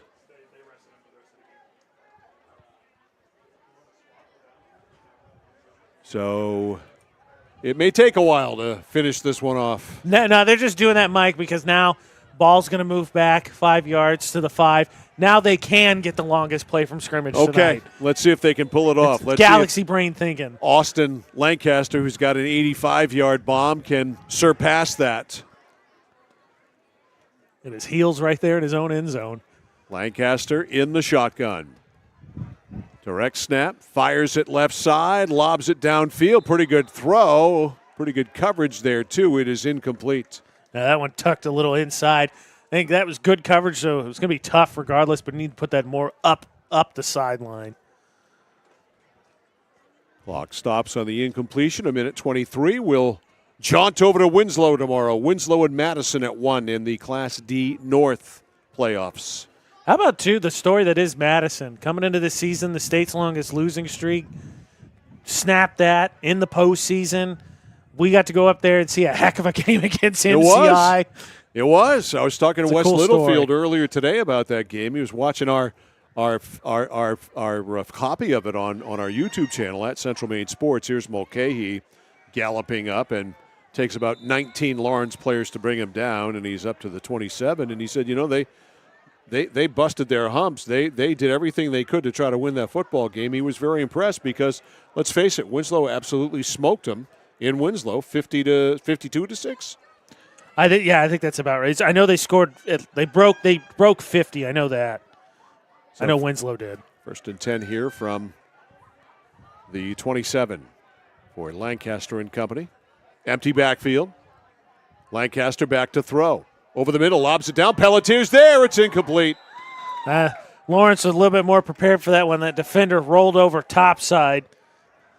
Pelletier just kind of running that post route. So I like the fact that Brad Sear has thrown this kid in here to give him a look. Yeah, give him some snap. And I got to be honest, you, Mike, credit to you. You obviously mentioned you saw him, paid attention to him in warm-ups. I did not. He caught my attention. That's why I watched him. Fair. So there's that. But he looks, for a freshman, too, he looks like he's got the makings of the part. He's got good size. He kind of reminds me when I first saw Parker Morin. I think they're about the same size. And I saw him, and he caught my eye. I like the way he threw the ball. Here he is back to throw. Now flush from the pocket, being chased, and he is thrown out of bounds there on the far side. Lancaster being chased in hot pursuit of them there for the Lawrence Bulldogs was Gabe Johnson. And Lancaster gets out of bounds at the 34-yard line with 30 seconds to go. That clock just stopped. It just stopped. Hometown scorekeeper. I mean, I don't think anybody's necessarily objecting to it, but it just stopped. We were in running time briefly until Lancaster threw that touchdown pass. Now Lancaster sets him down, 2 to the right, 2 to the left.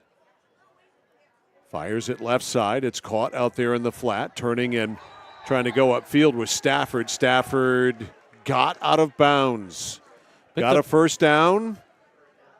They've got to stop the clock to move the sticks. I guess he didn't get out of bounds. 21 and a half seconds left. Once they set the ball and set the sticks, there's the clock. So they're going to have to hustle, and when you've got this wristband thing going on,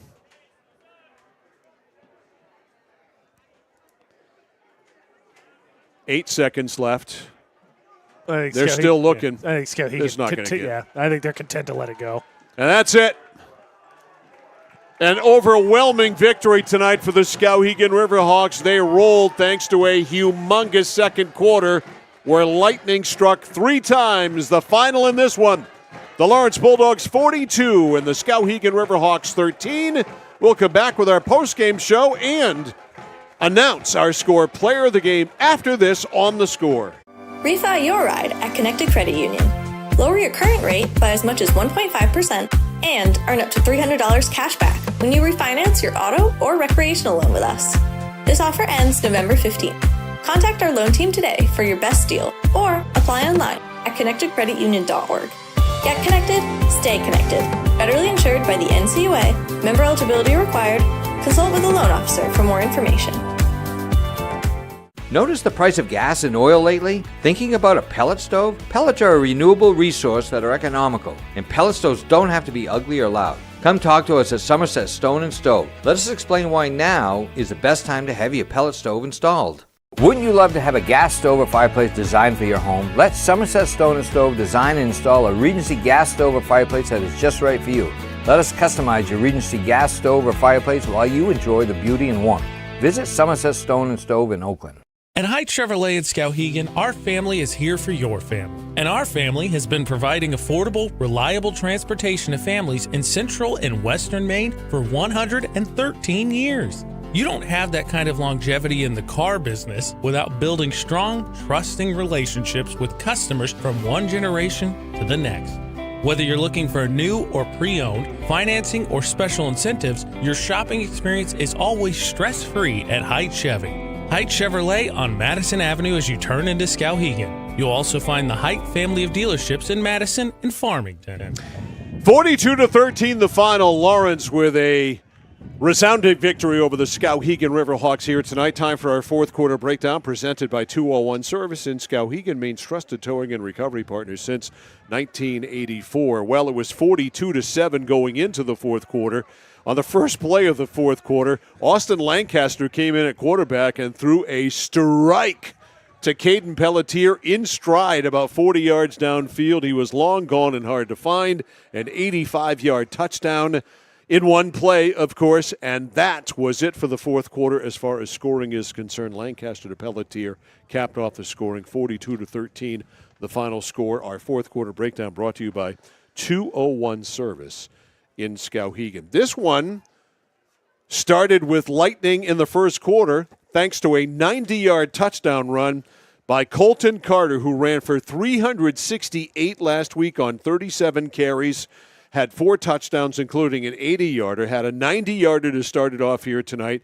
It capped off a 97-yard drive. Pellerin, who was perfect tonight with his conversions, made it 7-0, and Lawrence led 7-0 in the second quarter. Man, did we have an eventful second quarter. We had 6 combined possessions. We had 3 by each team. Lawrence started the scoring, went 53 yards in the early stages of the fourth quarter at 4:54, though Littlefield broke one from 51. Pellerin with a conversion, 14-0. And then Jason Oben took over on the next drive at the 24-yard line. Skowhegan went 76 yards. Oben had 60 of those 76 yards, including the final 20. He also scored all 7 points as he scored the touchdown and the conversion. 14-7. Did we have a ball game there? Not so much. Michael Hamlin, 8-yard touchdown pass to Leighton Bradford at the 11-11 mark, made it 21-7, and then Preston Roy broke free from 37 yards. Those two touchdowns coming within 25 seconds of one another, thanks to a fumble by Skowhegan recovered by the Lawrence Bulldogs. Pellerin with a conversion, and it was 28-7 at the half. Lawrence added 2 more scores in the third, a 36-yard run by Carter, Pellerin with a conversion, then Carter with a shorty, a little gimme putt, a 1-footer.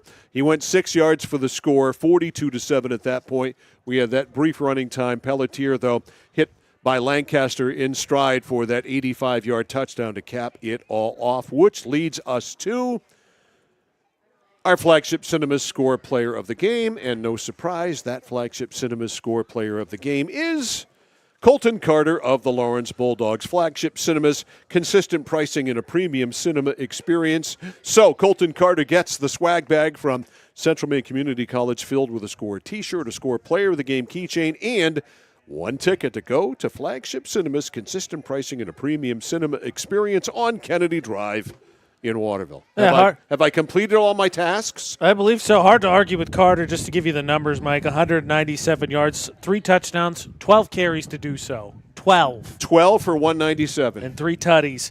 Roy added 91 yards himself on 14 carries. He had a touchdown. That was most of the damage right there. Littlefield, like you said, only touched the ball twice, ends up running 51 yards of his 2 touches on 1 play for a touchdown, so 2 touches for 53. Rushing attack for Skowhegan wasn't bad. Oben finished with 12 carries, 60 yards. He lost a ton on that monster sack.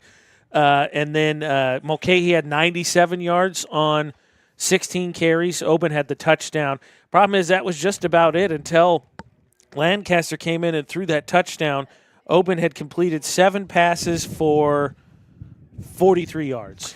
So I just did some quick math, and Colton Carter averaged 16.41666667 yards per carry tonight. That's pretty good. That is pretty good. Well, it's actually better yards per carry than last week when he had 368. But, of course, just a fantastic night. Lawrence wins, and we get a Lawrence-Coney matchup yet again. Next week it will be at Fuller Field in Augusta.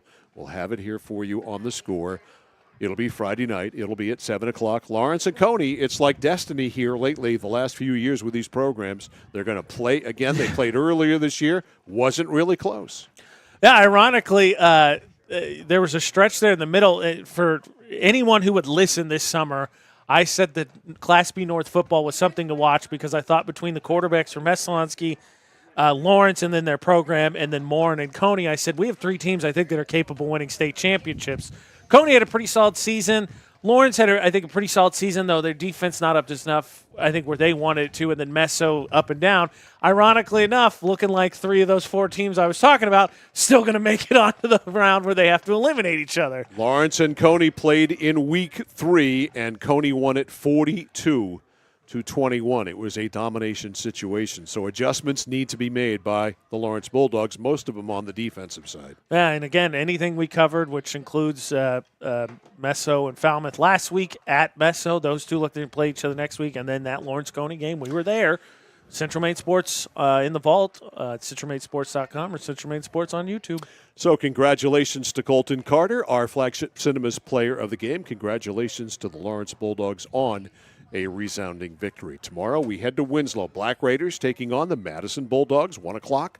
Class D North playoffs. AJ and I on the air with our pregame show at 12:45. So thanks to the whole crew tonight. AJ Knight, I'm Mike Violet saying so long from P. Cooper Stadium at Keyes Field in Fairfield. The final score here tonight in the Class B North playoffs, the Lawrence Bulldogs roll. Lawrence 42 and Skowhegan 13. Good night from Fairfield.